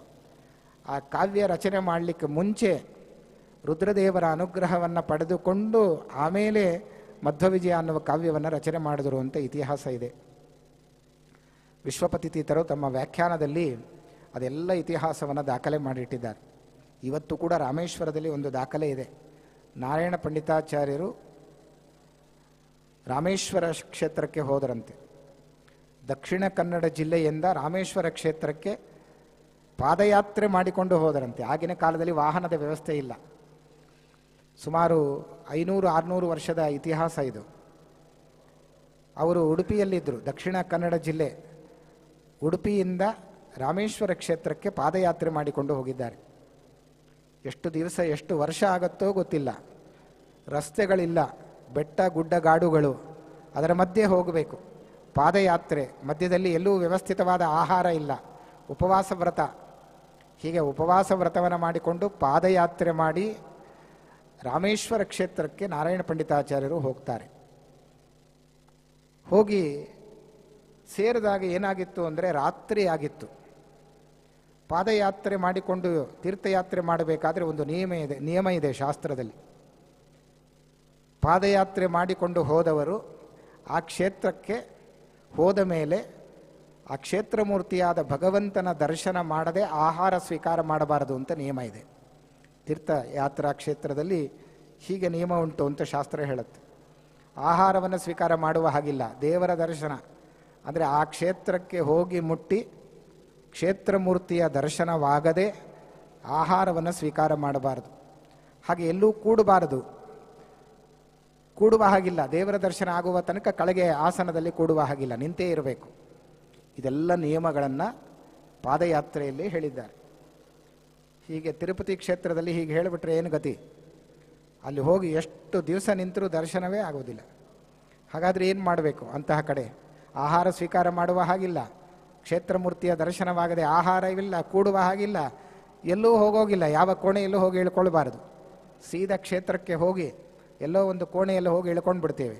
ದೇವರ ದರ್ಶನ ಮಾಡೋದಿಲ್ಲ. ಧೂಳಿ ದರ್ಶನ ಅಂತೂ ಇಲ್ಲವೇ ಇಲ್ಲ. ಅದು ಎಲ್ಲ ಯಾತ್ರೆಯ ಪುಣ್ಯ ಸೋರಿ ಹೋಗುತ್ತೆ ಅಂತ ಹೇಳ್ತಾರೆ. ಹಾಗಾದರೆ ಏನು ಮಾಡಬೇಕು? ಶಾಸ್ತ್ರದಲ್ಲಿ ಅದು ಹೇಳಿದ್ದಾರೆ. ಸರ್ವೇ ನಿಯಮಾಹ ಸಾಪವಾದಾಹ ಅಂತ. ಅದಕ್ಕೊಂದು ಪರಿಹಾರ ಹೇಳಿದ್ದಾರೆ. ಕ್ಷೇತ್ರ ಮೂರ್ತಿಯ ದರ್ಶನ ಆಗದೇ ಇದ್ದರೆ ಆ ಕ್ಷೇತ್ರದ ಮೂರ್ತಿಯ ಗರ್ಭಗುಡಿಯ ಮೇಲಿರುವ ಗೋಪುರದ ದರ್ಶನ ಮಾಡಿದ್ರೂ ಆ ಕ್ಷೇತ್ರ ಮೂರ್ತಿಯ ದರ್ಶನದ ಪುಣ್ಯ ಬರುತ್ತಂತೆ. ಆದ್ದರಿಂದ ತಿರುಪತಿಗೆ ಕೆಲವರು ಹೋಗಿ ದರ್ಶನ ಆಗಿಲ್ಲ ಅಂತ ವಾಪಸ್ಸು ಕೊರಗಿ ಬರಬಾರದು. ತಿರುಪತಿ ಶ್ರೀನಿವಾಸನ ಮುಂದೆ, ಗುಡಿಯ ಮುಂದೆ ನಿಂತು ಆ ಗರ್ಭಗುಡಿಯ ಗೋಪುರ ಕಾಣುತ್ತೆ. ಆ ಗರ್ಭಗುಡಿಯ ಗೋಪುರ ದರ್ಶನ ಮಾಡಿದ್ರೂ ಕ್ಷೇತ್ರ ಮೂರ್ತಿಯ ದರ್ಶನದ ಪುಣ್ಯ ಬರುತ್ತೆ ಅಂತ ಶಾಸ್ತ್ರದಲ್ಲಿ ಹೇಳಿದ್ದಾರೆ. ಹಾಗಾಗಿ ಯಾತ್ರೆ ಮಾಡಿದವರು ಈ ನಿಯಮ. ಆದರೆ ನಾರಾಯಣ ಪಂಡಿತಾಚಾರ್ಯರು ಆ ಕಾಲಕ್ಕೆ ರಾಮೇಶ್ವರ ಕ್ಷೇತ್ರಕ್ಕೆ ಹೋಗಿ ರುದ್ರದೇವರ ಅನುಗ್ರಹವನ್ನು ಪಡೆದುಕೊಳ್ಳಬೇಕು ಅಂತ ಹೋಗ್ತಾರೆ. ಹೋಗಿ ಸೇರ್ತಾರೆ. ಪಾದಯಾತ್ರೆ ನಡೆದು ಹೋಗಿದ್ದಾರೆ. ಬಹಳ ದಿವಸ ಆಹಾರ ಇಲ್ಲ. ಅಷ್ಟು ಶ್ರಮಪಟ್ಟು ಆ ಕ್ಷೇತ್ರಕ್ಕೆ ಹೋಗಿ ಸೇರಿದ್ದಾರೆ. ಆದರೆ ಅರ್ಚಕರು ಆ ಗರ್ಭಗುಡಿಯ ಬಾಗಿಲು ಹಾಕಿ ಹೊರಗೆ ಬರ್ತಾ ಇದ್ದಾರೆ. ಇನ್ನೇನು ಶಯನೋತ್ಸವ ಎಲ್ಲ ಮುಗಿಸಿ ಗರ್ಭಗುಡಿಯ ಬಾಗಿಲು ಹಾಕಿ ಅರ್ಚಕರು ಹೊರಗೆ ಬರ್ತಾರೆ. ನಾರಾಯಣ ಪಂಡಿತಾಚಾರ್ಯರು ಪಾದಯಾತ್ರೆ ಮಾಡಿಕೊಂಡು ಬಹಳ ವರ್ಷಗಟ್ಟಲೆ ಪಾದಯಾತ್ರೆ ಮಾಡಿ ಬಂದಿದ್ದಾರೆ ದೇವಸ್ಥಾನಕ್ಕೆ. ದೇವರ ದರ್ಶನ ಇಲ್ಲದೆ ಆಹಾರ ಸ್ವೀಕಾರ ಮಾಡುವ ಹಾಗಿಲ್ಲ, ಎಲ್ಲೂ ಕೂಡುವ ಹಾಗಿಲ್ಲ ಅಂತ ತಿಳಿದು ಗರ್ಭಗುಡಿಯ ಹತ್ತಿರ ಬರ್ತಾ ಇದ್ದಾರೆ. ಅರ್ಚಕರು ನೋಡಿದ್ರೆ ಯಾರೋ ಬಂದಿದ್ದಾರೆ ಅಂತ ಕೇಳ್ತಾರಂತೆ, ಯಾರು ಎಲ್ಲಿಂದ ಬಂದಿದ್ದೀರಿ ಅಂತ. ದೇವರ ದರ್ಶನಕ್ಕೋಸ್ಕರ ಬಂದಿದ್ದೇವೆ, ಬಹಳ ದೂರದಿಂದ ಬಂದಿದ್ದೇವೆ ಅಂತ ನಾರಾಯಣ ಪಂಡಿತಾಚಾರ್ಯರು ಹೇಳಿದ್ರಂತೆ. ಆಗ ಹೇಳಿದಾಗ ಅರ್ಚಕರು ಹೇಳಿದ್ರಂತೆ, ದೇವಸ್ಥಾನದ ಒಂದು ನಿಯಮ ಇದೆ, ರಾತ್ರಿ ಶಯನೋತ್ಸವವಾದ ಮೇಲೆ ಗರ್ಭಗುಡಿಯ ಬಾಗಿಲು ಹಾಕಿದ ಮೇಲೆ ಮತ್ತೆ ತೆರೆಯುವ ಕ್ರಮ ಇಲ್ಲ. ನಾಳೆ ಬೆಳಿಗ್ಗೆನೇ ಬರಬೇಕು ನೀವು, ನಾಳೆ ಬೆಳಿಗ್ಗೆ ಬನ್ನಿ, ವಿಶ್ವರೂಪ ದರ್ಶನ ಆಗತ್ತೆ, ದೇವರ ದರ್ಶನ ಮಾಡಬಹುದು ಅಂತ ಅರ್ಚಕರು ಹೇಳಿ ಹೊರಟುಬಿಟ್ರಂತೆ. ಆಗ ನಾರಾಯಣ ಪಂಡಿತಾಚಾರ್ಯರು ನಿಂತೇ ಇದ್ದರಂತೆ ಗರ್ಭಗುಡಿಯ ಮುಂದೆ, ಕೂಡುವ ಹಾಗಿಲ್ಲ, ದೇವರ ದರ್ಶನ ಆಗಿಲ್ಲ, ಏನು ಮಾಡಬೇಕು? ಆಗ ರುದ್ರದೇವರನ್ನ ಕುರಿತು ಮನಸ್ಸಿನಲ್ಲಿ ಧ್ಯಾನ ಮಾಡಿ, ನಿಮ್ಮ ದರ್ಶನವಾಗದೆ ಇವತ್ತು ನಾನು ರಾತ್ರಿ ಕಳೆಯೋದಿಲ್ಲ, ನಿಮ್ಮ ದರ್ಶನ ಆಗಲೇಬೇಕು ಅಂತ ಹಠ ಹಿಡಿತಾರೆ. ಮತ್ತೆ ಕ್ಷೇತ್ರಮೂರ್ತಿಯ ಜೊತೆ ಮಾತಾಡ್ತಾರೆ, ರುದ್ರದೇವರ ಜೊತೆ ಮಾತಾಡಲಿಕ್ಕೆ ಆರಂಭ ಮಾಡ್ತಾರೆ. ಏನು ಮಾತಾಡ್ತಾರೆ ಅಂತಂದರೆ, ನೋಡಿ ರುದ್ರದೇವರೇ, ನಿಮ್ಮ ದರ್ಶನಕ್ಕೋಸ್ಕರ ಬಹಳ ದೂರದಿಂದ ನಾನು ಬಂದಿದ್ದೇನೆ, ನಿಮ್ಮ ದರ್ಶನ ಮಾಡಬೇಕು ಅಂತ. ಆದರೆ ಗರ್ಭಗುಡಿಯ ಬಾಗಿಲು ಹಾಕಿದೆ, ದರ್ಶನವಾಗ್ತಾ ಇಲ್ಲ, ಹೋಗಲಿ ಬಿಡೋಣ, ನನಗೆ ಆ ಸಾಮರ್ಥ್ಯ ಇಲ್ಲ. ಭಕ್ತ ಬಂದಿದ್ದಾನೆಂತ ನೀವು ಒಂದೊಮ್ಮೆ ನನ್ನನ್ನು ನೋಡ್ಬೋದಲ್ಲ, ನಾನು ನೋಡಲಿಕ್ಕಾಗದೇ ಇದ್ದರೂ ನೀವು ನನ್ನನ್ನು ಒಂದೊಮ್ಮೆ ನೋಡ್ಬೋದು, ಆದ್ದರಿಂದ ನೀವು ನಿಮ್ಮ ಅನುಗ್ರಹ ದೃಷ್ಟಿಯಿಂದ ನನ್ನನ್ನು ಒಂದ್ಸಲಿ ನೋಡಿ ಅಂತ ಪ್ರಾರ್ಥನೆ ಮಾಡ್ತಾರೆ. ಆಗ ರುದ್ರದೇವರು ಇಷ್ಟು ಹೇಳಿದ್ರು ಏನು ನೋಡೋದಿಲ್ಲ, ಅವ್ರ ದರ್ಶನ ಏನು ಆಗೋದಿಲ್ಲ. ಇನ್ನು ಸ್ವಲ್ಪ ಮುಂದೆ ಹೋಗಿ ಮಾತಾಡ್ತಾರೆ. ನೋಡಿ, ದೇವಸ್ಥಾನಕ್ಕೆ ಹೋಗಿ ದೇವರ ಜೊತೆ ಮಾತನಾಡುವ ಭಾಷೆ ಗೊತ್ತಿತ್ತು ಅವ್ರಿಗೆ, ದಾನಿಗಳಿಗೆ. ನಾವು ಹೋಗ್ತೀವಿ ದೇವಸ್ಥಾನಕ್ಕೆ ಬಂದವ್ರ ಜೊತೆ ಮಾತಾಡ್ತೀವಿ ಬೇಕಾದಷ್ಟು, ಆದರೆ ದೇವರ ಜೊತೆ ಮಾತಾಡಿ ನಮ್ಗೆ ಗೊತ್ತಿಲ್ಲ. ದೇವರ ಜೊತೆ ಮಾತಾಡಬೇಕು ಅಂತ ನಾರಾಯಣ ಪಂಡಿತಾಚಾರ್ಯ ತೋರಿಸ್ಕೊಡ್ತಾರೆ. ದೇವ ಭಾಷೆ ಬಲ್ಲವರಾದರೆ ದೇವರ ಜೊತೆ ಮಾತಾಡಿದ್ರೆ ನಮ್ಮ ಎಲ್ಲ ಕಷ್ಟಗಳು ದೂರವಾಗಿ ನಮ್ಮ ಅಭೀಷ್ಟಗಳು ಪೂರ್ಣ ಆಗುತ್ತೆ. ಹಾಗಾಗಿ ಬಂದಿದ್ದಾರೆ ನಾರಾಯಣ ಪಂಡಿತಾಚಾರ್ಯರು, ರುದ್ರದೇವರ ಜೊತೆ ಮಾತಾಡ್ತಾರೆ. ನೀವು ಭಕ್ತನನ್ನು ನೋಡಿ, ನಿಮಗೆ ಆ ಸಾಮರ್ಥ್ಯ ಇದೆ, ನನಗೆ ಆ ಸಾಮರ್ಥ್ಯ ಇಲ್ಲ, ನಿಮ್ಮನ್ನು ನೋಡುವಷ್ಟು ಶಕ್ತಿ ನನ್ನ ಕಣ್ಣಿಗಿಲ್ಲ, ಆದರೆ ನೀವು ನನ್ನನ್ನು ನೋಡ್ಬೋದಲ್ಲ, ಭಕ್ತ ಬಂದಿದ್ದಾನೆ ಅಂತ ಒಂದೊಮ್ಮೆ ನೋಡಿ ಅಂತ ಪ್ರಾರ್ಥನೆ ಮಾಡ್ತಾರೆ.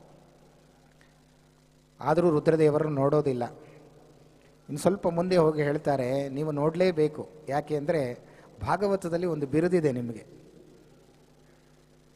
ಸರ್ವಭೂತ ಹೃದಯಂ ಮುನಿ ಮಾನತೋಸ್ಮಿ ಅಂತ ರುದ್ರದೇವರನ್ನ ಪ್ರಾರ್ಥನೆ ಮಾಡ್ತಾರೆ. ಸಾಕ್ಷಾತ್ ರುದ್ರದೇವರೇ ಶುಕಾಚಾರ್ಯರಾಗಿ ಬಂದು ಭಾಗವತವನ್ನು ಪರೀಕ್ಷಿತನಿಗೆ ಉಪದೇಶ ಮಾಡಿದ್ದು ಅಲ್ವಾ. ಶುಕಾಚಾರ್ಯರು ಯಾರು? ಸಾಕ್ಷಾತ್ ರುದ್ರದೇವರು. ಆ ರುದ್ರದೇವರೇ ಆದ ಶುಕರನ್ನು ಸ್ತೋತ್ರ ಮಾಡುವಾಗ ಭಾಗವತದಲ್ಲಿ ಏನು ಹೇಳ್ತಾರೆ? ಸರ್ವಭೂತ ಹೃದಯಂ ಮುನಿ ಮಾನತೋಸ್ಮಿ. ನೀವು ಗರ್ಭಗುಡಿಯಲ್ಲಿ ನೀವಿದ್ದೀರಿ, ನಾನು ಗರ್ಭಗುಡಿಯ ಹೊರಗಿದ್ದೇನೆ, ಆದರೆ ನೀವು ಗರ್ಭಗುಡಿಯಲ್ಲಿ ಮಾತ್ರ ಇರೋದಲ್ಲ, ಎಲ್ಲರ ಮನಸ್ಸೆಂಬ ಗರ್ಭಗುಡಿಯಲ್ಲೂ ನೀವು ಮನೋಭಿಮಾನಿ ದೇವತೆಯಾಗಿ ನೀವಿದ್ದೀರಿ, ಎಲ್ಲರ ಮನಸ್ಸಿನ ಒಳಗಿದ್ದೀರಿ, ನೀವು ವ್ಯಾಪ್ತರಾಗಿದ್ದೀರಿ. ಸರ್ವಭೂತ ಹೃದಯಂ, ಎಲ್ಲ ಭೂತಗಳ ಮನುಷ್ಯರ ಹೃದಯದಲ್ಲಿ ಮನಸ್ಸಿನಲ್ಲಿ ಒಂದು ರೂಪದಿಂದ ವ್ಯಾಪಿಸಿಕೊಂಡು ನೀವಿದ್ದೀರಿ. ಆದ್ದರಿಂದ ಎಲ್ಲ ಕಡೆ ನೀವಿದ್ದೀರಿ ಅಂದರೆ ಎಲ್ಲವನ್ನೂ ನೋಡುವ ಸಾಮರ್ಥ್ಯ ನಿಮಗಿದೆ.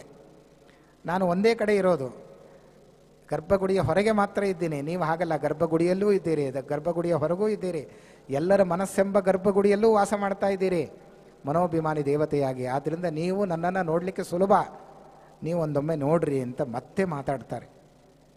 ಅಷ್ಟಾದರೂ ರುದ್ರದೇವರು ನೋಡೋದಿಲ್ಲ. ಸ್ವಲ್ಪ ಮುಂದೆ ಹೋಗ್ತಾರೆ, ಹೋಗಿ ಹೇಳ್ತಾರೆ, ನಾನೇ ನೋಡ್ತಿದ್ದೆ, ಆದರೆ ನೋಡುವ ಕಣ್ಣು ನನಗೆ ಎರಡೇ ಇರೋದು, ನಿಮ್ಗೆ ಹಾಗಲ್ಲ, ನೋಡುವ ಕಣ್ಣು ಮೂರಿದೆ. 2 ಕಣ್ಣುಳ್ಳವನಿಗಿಂತ 3 ಕಣ್ಣುಳ್ಳವನು ಇನ್ನೂ ಹೆಚ್ಚು ನೋಡ್ಬೋದು.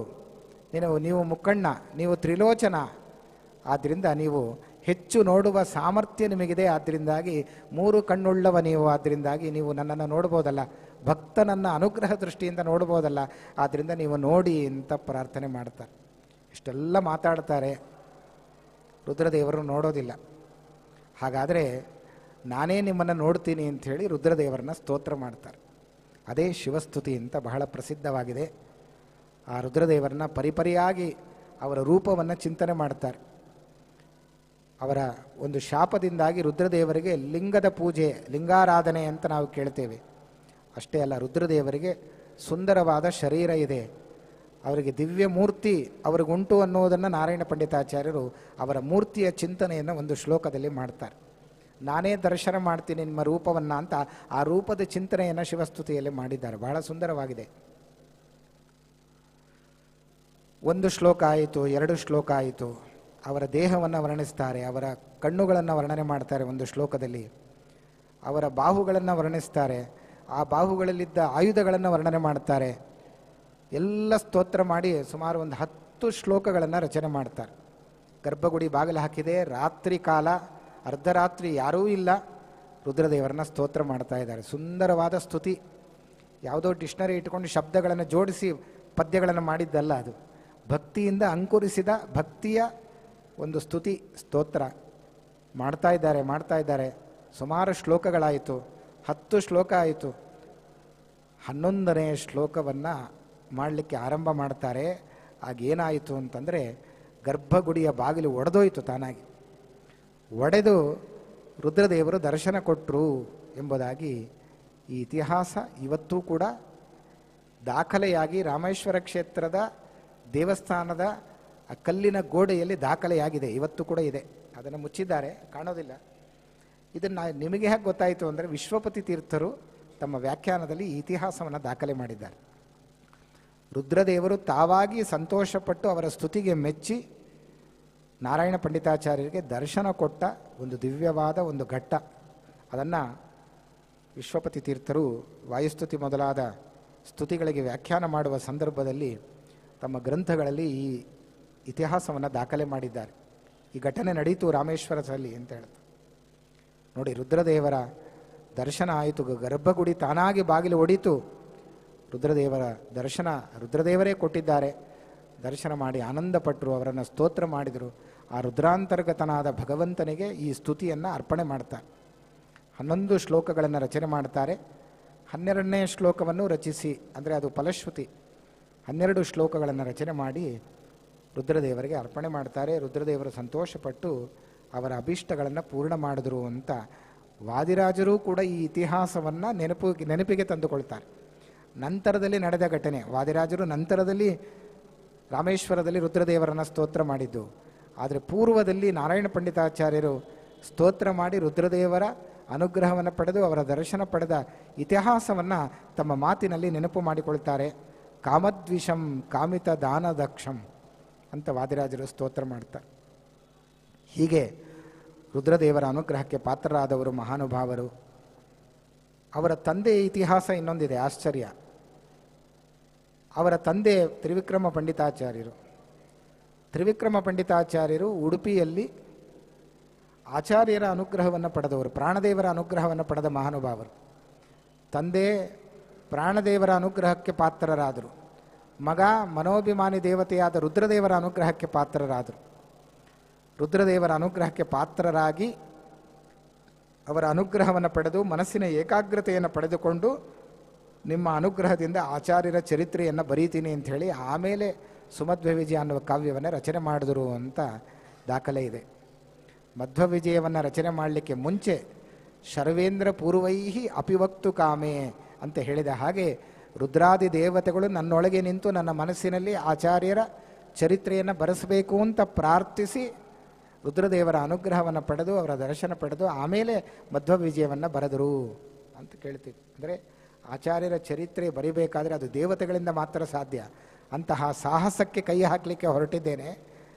ಅದಕ್ಕೆ ರುದ್ರಾದಿ ದೇವತೆಗಳ ಅನುಗ್ರಹ ನನಗೆ ಬೇಕು ಅಂತ ತಿಳ್ಕೊಂಡು ಆ ರುದ್ರದೇವರ ಅನುಗ್ರಹವನ್ನು ಪಡೆದು ಆಮೇಲೆ ಆಚಾರ್ಯರ ಚರಿತ್ರೆಯ ಬರೆಯುವ ಸಾಹಸಕ್ಕೆ ಕೈ ಹಾಕಿ ಅದನ್ನು ಪೂರ್ಣ ಮಾಡಿ ಆಚಾರ್ಯರ ಅನುಗ್ರಹಕ್ಕೆ ಪಾತ್ರರಾದರು ಅಂತ ನಾವು ಕೇಳ್ತೇವೆ. ತಂದೆ ಪ್ರಾಣಾಭಿಮಾನಿ ದೇವತೆಯಾದ ಮುಖ್ಯ ಪ್ರಾಣದೇವರ ಅನುಗ್ರಹಕ್ಕೆ ತಂದೆ ಪಾತ್ರರಾದರೆ, ಮಕ್ಕಳು ನಾರಾಯಣ ಪಂಡಿತಾಚಾರ್ಯರು ಮನೋಭಿಮಾನಿ ದೇವತೆಯಾದ ರುದ್ರದೇವರ ಅನುಗ್ರಹಕ್ಕೆ ಪಾತ್ರರಾದರು. ಹಾಗಾದರೆ ನಾವು ಎರಡನ್ನು ಜೀವನದಾಗ ಗೆಲ್ಲಬೇಕು. ಒಂದು ಪ್ರಾಣವನ್ನು ಗೆಲ್ಲಬೇಕು, ಪ್ರಾಣವನ್ನು ಗೆಲ್ಲಬೇಕು, ಮನಸ್ಸನ್ನು ಗೆಲ್ಲಬೇಕು. ಇದೆರಡೂ ಗೆಲ್ಲದೆ ಜೀವನದಲ್ಲಿ ಯಾವ ಸಾಧನೆ ಮಾಡಲಿಕ್ಕಾಗೋದಿಲ್ಲ. ಆದ್ದರಿಂದಲೇ ಭಾಗವತಾದಿ ಪುರಾಣಗಳಲ್ಲಿ ಹೇಳುವ ಮಾತು ಮನಯೇವ ಮನುಷ್ಯಾಣಂ ಕಾರಣಂ ಬಂಧ ಮೋಕ್ಷಯೋಹೋ ಅಂತ ವಾಕ್ಯಗಳನ್ನು ಕೇಳ್ತೀವಿ. ಮನಃಪರಂ ಕಾರಣ ಮಾಮನಂತಿ ಸಂಸಾರ ಚಕ್ರಂ ಪರಿವರ್ತಯೇದ್ಯತು ಅಂತ ಭಾಗವತ ಹೇಳುತ್ತೆ. ವೇದವ್ಯಾಸ ದೇವರು ನೇರವಾಗಿ ಪರೀಕ್ಷಿತನಿಗೆ ಭಾಗವತ ಉಪದೇಶ ಮಾಡಬಹುದಿತ್ತು, ಮಾಡಲಿಲ್ಲ. ಮನೋಭಿಮಾನಿ ದೇವತೆಯಾದ ರುದ್ರದೇವರೇ ಆದ ಶುಕಾಚಾರ್ಯರನ್ನು ಕಳಿಸಿಕೊಟ್ಟು ಭಾಗವತವನ್ನು ಅಂತ್ಯಕಾಲದಲ್ಲಿ ಅವರಿಂದ ಹೇಳಿಸಿ ಕೇಳುವ ಹಾಗೆ ವೇದವ್ಯಾಸ ದೇವರು ಅನುಗ್ರಹ ಮಾಡಿದ್ದಾರೆ. ಯಾಕೆ? ಇದರ ಸಂದೇಶ ಏನು ಅಂತಂದರೆ, ರುದ್ರದೇವರ ಅನುಗ್ರಹವನ್ನು ಪಡೆದು ಮನಸ್ಸಿನಿಂದ ಅವನು ಭಾಗವತ ಕೇಳಬೇಕು. ಮನಸ್ಸಿನ ಒಳಗೂ ಇದ್ದು ಒಂದು ರೂಪದಿಂದ ಹೇಳ್ತಾರೆ, ಮನಸ್ಸು ಮನಮುಟ್ಟುವಂತೆ ಹೇಳ್ತಾರೆ. ಹೊರಗೂ ಇದ್ದು, ಪರೀಕ್ಷಿತನ ದೇಹದ ಹೊರಗೂ ಇದ್ದು ಭಾಗವತವನ್ನು ಉಪದೇಶ ಮಾಡ್ತಾ ಇದ್ದಾರೆ. ಮನೋಭಿಮಾನಿ ದೇವತೆ ಅವನ ಮನಸ್ಸಿನ ಒಳಗೂ ಕೂತು ಆ ಮನಮುಟ್ಟುವ ಹಾಗೆ ಭಾಗವತವನ್ನು ಒಳಗೂ ಹೇಳುತ್ತಾ ಇದ್ದಾರೆ. ಆದ್ದರಿಂದಾಗಿ ಮನೋಭಿಮಾನಿ ದೇವತೆಯ ಅನುಗ್ರಹ ಇಲ್ಲದೆ ನಾವು ಯಾವುದೇ ಶಾಸ್ತ್ರದ ಶ್ರವಣ ಪರಿಪೂರ್ಣ ಆಗೋದಿಲ್ಲ ಅಂತ ತಿಳಿಸಲಿಕ್ಕೋಸ್ಕರ ವೇದವ್ಯಾಸ ದೇವರು ಮನೋಭಿಮಾನಿ ದೇವತೆಯಾದ ರುದ್ರದೇವರೇ ಆದ ಶುಕಾಚಾರ್ಯರನ್ನು ಕಳಿಸಿಕೊಟ್ಟು ಭಾಗವತವನ್ನು ಪರೀಕ್ಷಿತನಿಗೆ ಹೇಳಿಸಿದ್ದಾರೆ.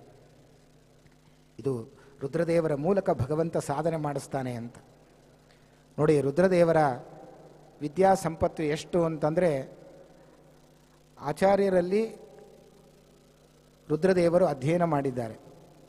ಅದನ್ನು ಜಗನ್ನಾಥದಾಸರು ಬಹಳ ಚೆನ್ನಾಗಿ ಹರಿಕಥಾಮೃತ ಸಾರದಲ್ಲಿ ಸ್ಪಷ್ಟವಾಗಿ ಹೇಳ್ತಾರೆ. ಕೃತ್ತಿ ವಾಸನೆ ಹಿಂದೆ ನೀ 40 ಕಲ್ಪ ಸಮೀರನಲಿ ಶಿಷ್ಯತ್ವ ವಹಿಸಿ ಸಮೀರನಲಿ ಶಿಷ್ಯತ್ವ ವಹಿಸಿ ಅಖಿಲ ಆಗಮಗಳಾರ್ಥಗಳೋದಿ ಜಲದಿಯೊಳು 10 ಕಲ್ಪದಿ ತಪವಗೈದ ಆದಿತ್ಯರೊಳಗುತ್ತಮ ನೆನೆಸಿ ಪುರುಷೋತ್ತಮನ ಪರ್ಯಂಕ ಪದವೈದಿದಯೋ ಮಹಾದೇವ ಎಂಬುದಾಗಿ ರುದ್ರದೇವರನ್ನು ಸ್ತೋತ್ರ ಮಾಡ್ತಾರೆ ಜಗನ್ನಾಥದಾಸರು. ಎಷ್ಟು ಮಹತ್ವ ಅಂತಂದರೆ, ಸಮೀರನಲ್ಲಿ ಶಿಷ್ಯತ್ವ ವಹಿಸಿ ಶ್ರೀಮದ್ ಆಚಾರ್ಯರೇ ಆದ ಹನುಮಂತ ದೇವರೇ ಆದ ಸಮೀರ ಅಂದರೆ ಪ್ರಾಣದೇವರೇನಿದ್ದಾರೆ, ಮುಖ್ಯ ಪ್ರಾಣದೇವರಲ್ಲಿ ಶಿಷ್ಯನಾಗಿ ಎಷ್ಟು ವರ್ಷ ಅಧ್ಯಯನ ಮಾಡಿದ್ದಾರೆ ಅಂತಂದರೆ ಅದು ವರ್ಷ ಅಲ್ಲ, ಅನೇಕ ಕಲ್ಪ. 40 ಕಲ್ಪ ಸಮೀರನಲ್ಲಿ ಶಿಷ್ಯತ್ವ ವಹಿಸಿ. ಪದ್ಯ ಹೇಳುವಾಗ ಸುಲಭವಾಗಿ ಹೇಳಿಬಿಡ್ತೇವೆ 40 ಕಲ್ಪ ಅಂತ. ಅದು ಎಷ್ಟು ಕಾಲ ಅಂತ ಕೇಳಿದರೆ ಕಲ್ಪನೆಗೆ ಮೀರಿದ್ದದು. ಅಷ್ಟು ಕಾಲ 12 ವರ್ಷ ಗುರುಕುಲದಲ್ಲಿ ಅಧ್ಯಯನ ಮಾಡಿ ಹೊರಗೆ ಬಂದರೆ ನಾವು ಭಾರೀ ಪಂಡಿತರು, ತುಂಬ ಅಧ್ಯಯನ ಮಾಡಿದ್ದೀವಿ ಅಂತ ನಾವು ಹೇಳ್ಕೋತೀವಿ. ಆದರೆ ರುದ್ರದೇವರು ಅಧ್ಯಯನ ಮಾಡಿದ್ದು ಮುಖ್ಯ ಪ್ರಾಣದೇವರಲ್ಲಿ ಎಷ್ಟು ವರ್ಷ ಅಂದರೆ ವರ್ಷ ಅಲ್ಲ, 40 ಕಲ್ಪ ಸಮೀರನಲ್ಲಿ ಶಿಷ್ಯತ್ವ ವಹಿಸಿ 40 ಕಲ್ಪಗಳ ಕಾಲ ಅಧ್ಯಯನ ಮಾಡಿದ್ದಾರಂತೆ. ಒಂದು ಕಲ್ಪ ಅಂದರೆ ಲೆಕ್ಕ ಹೇಳೋದೇ ಕಷ್ಟ, ನಮ್ಮ ಕ್ಯಾಲ್ಕುಲೇಷನ್ಗೆ ಸಿಗೋದೇ ಇಲ್ಲ ಅದು. ಒಂದು ಕಲ್ಪ ಅಂತಂದರೆ ಶಾಸ್ತ್ರಕಾರರು ಕಾಲದ ಸೂಕ್ಷ್ಮತೆಯನ್ನು ತಿಳಿಸಿಕೊಟ್ಟಿದ್ದಾರೆ ಭಾಗವತದಲ್ಲಿ. ಒಂದು ಕಲ್ಪ ಅಂದರೆ ಎಷ್ಟು ಅಂತಂದರೆ 40 ಕಲ್ಪ ಬೇಡ, ಒಂದು ಕಲ್ಪ ತಿಳ್ಕೊಳ್ರಿ. ನೀವು 40 ಕಲ್ಪದ ಆಮೇಲೆ ಲೆಕ್ಕ ಮಾಡಲಿಕ್ಕಾಗತ್ತೆ. ಒಂದು ಕಲ್ಪ ಅಂದರೆ ಎಷ್ಟು ಅಂತಂದರೆ, ನಮ್ಮ ಲೆಕ್ಕದಲ್ಲಿ 432 ಕೋಟಿ ವರ್ಷಗಳು ಕಳೆದರೆ ಅದು 12 ಗಂಟೆ. 432 ಕೋಟಿ ವರ್ಷ ಕಳೆದರೆ ಅದು 12 ಗಂಟೆ. 24 ಗಂಟೆ ಅಂದರೆ ಒಂದು ದಿವಸ. ಆ ಒಂದು ದಿನ ಅಂದರೆ ಎಷ್ಟಾಗತ್ತೆ ಅಂದರೆ 864 ಕೋಟಿ ವರ್ಷಗಳು ಕಳಿಬೇಕು. ಅದು 24 ಗಂಟೆ ಒಂದು ದಿವಸ ಬ್ರಹ್ಮದೇವರಿಗೆ. ಬ್ರಹ್ಮದೇವರ ಒಂದು ದಿವಸ ಅಂದರೆ ನಮ್ಮ ಲೆಕ್ಕದಲ್ಲಿ 864 ಕೋಟಿ ವರ್ಷಗಳು ಕಳಿಬೇಕು. ಅಂತಹದ್ದು 30 ದಿವಸ ಕಳೆದರೆ ಒಂದು ತಿಂಗಳು, ಅಂತಹದ್ದು 12 ಮಾಡಿದರೆ ಒಂದು ವರ್ಷ, ಅಂತಹದ್ದು 100 ವರ್ಷ ಬ್ರಹ್ಮದೇವರ ಆಯಸ್ಸು ಅಂತ ಭಾಗವತ ಹೇಳುತ್ತೆ. ರುದ್ರದೇವರು ಅಧ್ಯಯನ ಮಾಡಿದ್ದು ಎಷ್ಟು ವರ್ಷ ಅಂತಂದರೆ 864 ಕೋಟಿ ವರ್ಷ ಇಂಟು 40. ಇವತ್ತು ಬೇಡ, ನಾಳೆ ಹೇಳಿ ಲೆಕ್ಕ ಎಷ್ಟು ಅಂತ. ಅಷ್ಟು ವರ್ಷಗಳ ಕಾಲ ರುದ್ರದೇವರು ವಾಯುದೇವರಲ್ಲಿ ಶಿಷ್ಯನಾಗಿ ಅಧ್ಯಯನ ಮಾಡಿದ್ದಾರಂತೆ. ಅಷ್ಟಕ್ಕೆ ಮುಗೀತಾ ಅಂದರೆ ಇಲ್ಲ, 40 ವರ್ಷ 40 ಕಲ್ಪಗಳ ಕಾಲ ಅಧ್ಯಯನ ಮಾಡಿ ಅದರ ಚಿಂತನೆ ಮಾಡಬೇಕಲ್ಲ, ಅದರ ಮನನ ಮಾಡಬೇಕಲ್ಲ. ಅದಕ್ಕೋಸ್ಕರ ಏಕಾಂತ ಸ್ಥಳವನ್ನು ಹುಡ್ಕೊಂಡು ಹೋದ್ರಂತೆ, ಯಾರೂ ಇರಬಾರದು ಅಂತ. 4 ಜನ ಇದ್ದಲ್ಲಿ ಓದಕ್ಕೆ ಕೂತರೆ ಹರಟೆ ಹೊಡಿತಾರೆ, ಏನೇನೋ ಕೇಳ್ತಾರೆ, ಅವರಿಗೆಲ್ಲ ಉತ್ತರ ಕೊಡಬೇಕು, ಅಧ್ಯಯನ ಆಗೋದಿಲ್ಲ ಅಂತ ಏಕಾಂತ ಸ್ಥಳ ಬೇಕು ಅಂತ ರುದ್ರದೇವರು ಹುಡುಕೊಂಡು ಹೋದರಂತೆ. ಯಾರೂ ಇಲ್ಲದೆ ಇದ್ದ ಜಾಗ, ಪರ್ವತದಲ್ಲಿ ಹೋದರಂತೆ, ಅಲ್ಲೂ ಪ್ರಾಣಿಗಳಿದೆ, ಮನುಷ್ಯರು ಬರ್ತಾರೆ, ಆದ್ದರಿಂದ ಅದು ಏಕಾಂತ ಸ್ಥಳ ಇಲ್ಲ ಅಂಥೇಳಿ ಕೊನೆಗೆ ಹುಡುಕೋದ್ರಂತೆ. ಸಮುದ್ರ, ನೀರು ನೋಡಿದ್ರಂತೆ, ನೀರಿನ ಒಳಗೆ ಹೋಗಿ ಸೇರಿಕೊಂಡ್ರಂತೆ. 10 ಕಲ್ಪದಿ ಜಲದಿಯೋಳು ತಪವಗೈದಾದಿತ್ಯರೊಳಗುತ್ತಮನೆನೆಸಿ. ಆ ಸಮುದ್ರದ ಅಡಿಯಲ್ಲಿ ಹೋದ್ರಂತೆ, ಅಲ್ಲಿ ಯಾವ ಮನುಷ್ಯರು ಬರೋದಿಲ್ಲ, ಯಾರ ಶಬ್ದವೂ ಎಷ್ಟು ಗಲಾಟೆ ಮಾಡಿದ್ರೂ ಕೇಳೋದಿಲ್ಲ. ಹಾಗಾಗಿ ಆ ಸಮುದ್ರದ ಅಡಿಗೆ ಹೋಗಿ ನೀರಿನ ಒಳಗೆ ಇದ್ದು ಏಕಾಂತದಲ್ಲಿ ರುದ್ರದೇವರು 40 ಕಲ್ಪ ಅಧ್ಯಯನ ಮಾಡಿದ ಶಾಸ್ತ್ರವನ್ನು 10 ವರ್ಷಗಳ ಕಾಲ ಏಕಾಗ್ರತೆಯಿಂದ ಮನನ ಮಾಡಿದರು, ಚಿಂತನೆ ಮಾಡಿ ಒಟ್ಟು 50 ಕಲ್ಪಗಳ ಕಾಲ ಸಾಧನೆ ಮಾಡಿದ್ದಾರೆ ರುದ್ರದೇವರು. ನೋಡಿ ಎಷ್ಟು ದೊಡ್ಡ ಸಾಧನೆ ಅವರದ್ದು ಅಂತ. ಹೀಗೆ ಅನುಸಂಧಾನ ಮಾಡಿ ರುದ್ರದೇವರ ದರ್ಶನ ಮಾಡಬೇಕು, ಆಗ ಅವರಿಗೆ ತುಂಬ ಸಂತೋಷ ಆಗುತ್ತೆ, ರುದ್ರದೇವರ ಅನುಗ್ರಹಿಸ್ತಾರೆ. ಹಾಗಾಗಿ ರುದ್ರದೇವರ ಮಹಿಮೆ ಅದು ಅಪಾರವಾದದ್ದು ಅಂತ ದಾಸರೆಲ್ಲ ತಮ್ಮ ಗ್ರಂಥಗಳಲ್ಲಿ ರುದ್ರದೇವರನ್ನು ಸ್ತೋತ್ರ ಮಾಡಿದ್ದಾರೆ. ಹಾಗಾದರೆ ಎಷ್ಟು ದಿವಸಗಳು ಅಧ್ಯಯನ ಮಾಡಿರಬೇಕು ನೋಡಿ. 864 ಕೋಟಿ ವರ್ಷ ಅಂತಂದರೆ ಅದು ಒಂದು ಕಲ್ಪ, ಅಂಥದ್ದು 40 ಕಲ್ಪ ಅಧ್ಯಯನ ನಡೆಸಿ ಅದನ್ನು ಚಿಂತನೆ ಮಾಡಲಿಕ್ಕೋಸ್ಕರ 10 ಕಲ್ಪಗಳು ತಾವು ಅಧ್ಯಯನ ಮಾಡಿದ್ದಾರೆ. ಇಂತಹ ಮಹಾಜ್ಞಾನಿಗಳು ರುದ್ರದೇವರು. ಆದ್ದರಿಂದಲೇ ಭಾಗವತದಲ್ಲಿ ಹೇಳುವಾಗ ಒಬ್ಬೊಬ್ಬ ದೇವತೆಗಳನ್ನು ಉಪಾಸನೆ ಮಾಡಿದರೆ ಒಂದೊಂದು ಫಲ ಸಿಗತ್ತೆ. ಆದರೆ ರುದ್ರದೇವರನ್ನು ಯಾರು ವಿಶೇಷವಾಗಿ ಆರಾಧನೆ ಮಾಡ್ತಾರೆ ಅವ್ರಿಗೇನು ಫಲ ಸಿಗತ್ತೆ ಅಂದರೆ ಇಂದ್ರಂ ಇಂದ್ರಿಯ ಕಾಮಸ್ತು ಅಂತೆಲ್ಲ ಹೇಳಿ ವಿದ್ಯಾ ಕಾಮಸ್ತು ಅಂತ ಹೇಳ್ತಾರೆ. ರುದ್ರದೇವರನ್ನು ಆರಾಧನೆ ಮಾಡಿದರೆ ಒಳ್ಳೆ ವಿದ್ಯೆ ಬರುತ್ತಂತೆ, ಶಾಸ್ತ್ರ ವಿದ್ಯೆ ಬರುತ್ತೆ. ಜ್ಞಾನಂ ಮಹೇಶ್ವರಾದಿ ಚೇತ್, ಒಳ್ಳೆ ತಿಳುವಳಿಕೆ ತತ್ವಜ್ಞಾನವನ್ನು ಕೊಡ್ತಾರಂತೆ ಆ ರುದ್ರದೇವರು. ಆದ್ದರಿಂದಾಗಿ ಭಗವಂತನ ತಿಳುವಳಿಕೆಯನ್ನು ಕೊಡುವ ದೇವತೆ ಅದು ರುದ್ರದೇವರಾದ್ದರಿಂದಾಗಿ ನಾವು ರುದ್ರದೇವರ ಆರಾಧನೆಯನ್ನು ವಿಶೇಷವಾಗಿ ನಡೆಸಬೇಕು. ಇಂತಹ ಪರ್ವಕಾಲದಲ್ಲಂತೂ ಮಹಾಶಿವರಾತ್ರಿಯಂದು ರುದ್ರದೇವರನ್ನು ಹೀಗೆ ನಾವು ಕಾಣಬೇಕು, ಶಾಸ್ತ್ರದ ಮೂಲಕ ನಾವು ಕಾಣಬೇಕು. ನಾರಾಯಣ ಪಂಡಿತಾಚಾರ್ಯರು ರುದ್ರದೇವರನ ರಾಮೇಶ್ವರ ಕ್ಷೇತ್ರದಲ್ಲಿ ತಾವು ಹೋಗಿ ಸ್ತೋತ್ರ ಮಾಡಿ ಅವರನ್ನು ಮೆಚ್ಚಿಸಿ ಅವರ ಅನುಗ್ರಹಕ್ಕೆ ಪಾತ್ರರಾದರು ಅಂತ ಈ ಇತಿಹಾಸವನ್ನು ರಾಮೇಶ್ವರ ಕ್ಷೇತ್ರದಲ್ಲಿ ಇವತ್ತೂ ಕೂಡ ನಾವು ಕಾಣಬಹುದು. ಅದನ್ನು ವ್ಯಾಖ್ಯಾನಕಾರರು ದಾಖಲೆ ಮಾಡಿಟ್ಟಿದ್ದಾರೆ. ಅಂತಹ ನಾರಾಯಣ ಪಂಡಿತಾಚಾರ್ಯರು ಮತ್ತು ಅವರ ತಂದೆ, ಅವರ ವಂಶ ಬಹಳ ದೊಡ್ಡದು. ಆಚಾರ್ಯರ ಸಾಕ್ಷಾತ್ ಶಿಷ್ಯರು ತ್ರಿವಿಕ್ರಮ ಪಂಡಿತಾಚಾರ್ಯರು. ಉಡುಪಿಯಲ್ಲಿ ತಾವು ವಾದಕ್ಕೋಸ್ಕರ ಮಹಾ ಅದ್ವೈತ ವಿದ್ವಾಂಸರು ಪಂಡಿತಾಚಾರ್ಯರು. ಆಗಿನ ಕಾಲಕ್ಕೆ ತ್ರಿವಿಕ್ರಮ ಪಂಡಿತಾಚಾರ್ಯರನ್ನು ಗೆಲ್ಲುವ ವಿದ್ವಾಂಸ ಇನ್ನೊಬ್ಬ ಇರಲಿಲ್ಲ. ಅದ್ವೈತ ಶಾಸ್ತ್ರದಲ್ಲಿ ಮಹಾಪಾಂಡಿತ್ಯ. ಅಂತಹ ತ್ರಿವಿಕ್ರಮ ಪಂಡಿತಾಚಾರ್ಯರಿಗೆ ಗೊತ್ತಾಯಿತು ಆಚಾರ್ಯರು ಸಂಚಾರದಲ್ಲಿ ಬಂದಿದ್ದಾರೆ ಅಂತ. ತ್ರಿವಿಕ್ರಮ ಪಂಡಿತರು ವಾದಕ್ಕೆ ಬಂದರಂತೆ. ಆಚಾರ್ಯರ ಮುಂದೆ ನಿಂತು ಕುಳಿತು ಮಾತನಾಡುವ ಒಬ್ಬ ಜಗಜ್ಜಟ್ಟಿ ಪ್ರಪಂಚದಲ್ಲಿ ಆ ಕಾಲದಲ್ಲಿ ಇರಲಿಲ್ಲ, 700 ವರ್ಷಗಳ ಹಿಂದೆ. ಆದರೆ ತ್ರಿವಿಕ್ರಮ ಪಂಡಿತಾಚಾರ್ಯರು ಆಚಾರ್ಯರ ಮುಂದೆ ಕೂತು ವಾದ ಮಾಡ್ತಾರೆ ಅಂದರೆ ಅವರ ಸಾಮರ್ಥ್ಯ ಎಷ್ಟಿರಬೇಕು. ಎಷ್ಟು ದಿವಸ? 15 ದಿವಸ ವಾದ ಮಾಡಿದ್ರು ಅಂತ ಮಧ್ವ ವಿಜಯಲ್ಲಿ ದಾಖಲೆ ಇದೆ. 15 ದಿವಸ ವಾದ ಮಾಡಿ ಮಾಡಿ ಆಚಾರ್ಯರ ವಾದ ವೈಖರಿಯನ್ನು ಕಂಡು ಸೋತು ಅವರ ಶಿಷ್ಯರಾದರು ಪಂಡಿತಾಚಾರ್ಯರು. ಅವರಿಂದ ವೈಷ್ಣವ ದೀಕ್ಷೆಯನ್ನು ಸ್ವೀಕಾರ ಮಾಡಿದ್ರು. ವೈಷ್ಣವ ದೀಕ್ಷೆಯನ್ನು ಸ್ವೀಕರಿಸಿ ಆಚಾರ್ಯರ ಗ್ರಂಥಗಳಿಗೆ ವ್ಯಾಖ್ಯಾನ ಮಾಡಿದ್ರು ಮಹಾನುಭಾವರು ತ್ರಿವಿಕ್ರಮ ಪಂಡಿತಾಚಾರ್ಯ. ಭಾಷ್ಯ ಮೊದಲಾದ ಗ್ರಂಥಗಳಿಗೆ ತತ್ವಪ್ರದೀಪ ಅನ್ನುವ ಗ್ರಂಥವನ್ನು ಬರೆದು ಭಾಷ್ಯ ಗ್ರಂಥಕ್ಕೆ ಆಚಾರ್ಯರ ಅನುಗ್ರಹಕ್ಕೆ ಪಾತ್ರರಾದರು ತ್ರಿವಿಕ್ರಮ ಪಂಡಿತಾಚಾರ್ಯರು ಅಂತ ಕೇಳ್ತೇವೆ. ಆಚಾರ್ಯರು ಕೃಷ್ಣನನ್ನು ಅರ್ಚನೆ ಮಾಡುವಾಗ ಬಾಗಿಲು ಹಾಕಿದ್ದಾಗ ನೈವೇದ್ಯ ಕಾಲದಲ್ಲಿ ಬಹಳ ಪ್ರಸಿದ್ಧಿ ಈ ಚರಿತ್ರೆ ನಿಮಗೆಲ್ಲ ಗೊತ್ತಿದೆ. ನೈವೇದ್ಯ ಕಾಲಕ್ಕೆ ಎಷ್ಟು ಹೊತ್ತಾದರೂ ಬಾಗಿಲು ತೆರೆಯದೇ ಇದ್ದಾಗ ಅವರ ಶಿಷ್ಯರು ಅವರಲ್ಲಿ ಅಧ್ಯಯನ ಮಾಡ್ತಿದ್ದರು. ಅವರಿಂದ ದೀಕ್ಷೆ ಪಡೆದವರು ತ್ರಿವಿಕ್ರಮ ಪಂಡಿತಾಚಾರ್ಯರು. ಬಗ್ಗಿ ನೋಡಿದರಂತೆ ಬಾಗಿಲಲ್ಲಿ. ಆಗ ಆಚಾರ್ಯರ 3 ರೂಪ ಕಂಡಿತಂತೆ. ಹನುಮ, ಭೀಮ, ಮಧ್ವ 3 ರೂಪಗಳಿಂದ ರಾಮಕೃಷ್ಣ ವೇದವ್ಯಾಸ ರೂಪದಲ್ಲಿದ್ದ ಕೃಷ್ಣನಿಗೆ ಅನ್ನವನ್ನು ಉಣಿಸ್ತಾ ಇದ್ದರಂತೆ. ಪಂಚಭಕ್ಷ ಪರಮಾನ್ನವನ್ನು ಆಚಾರ್ಯರು ನೈವೇದ್ಯವನ್ನು ಉಣಿಸ್ತಿದ್ರು ಆ ರಾಮ ಕೃಷ್ಣ ವೇದವ್ಯಾಸ ರೂಪಿಯಾದ ಕೃಷ್ಣನಿಗೆ ಅಂತ. ಅದನ್ನು ಸ್ಪಷ್ಟ ಕಣ್ಣಲ್ಲಿ ನೋಡಿದ್ರಂತೆ. ನೋಡಿ ಕಣ್ಣಲ್ಲಿ ಆನಂದ ಬಾಷ್ಪ ಬರ್ತಾ ಇದೆ.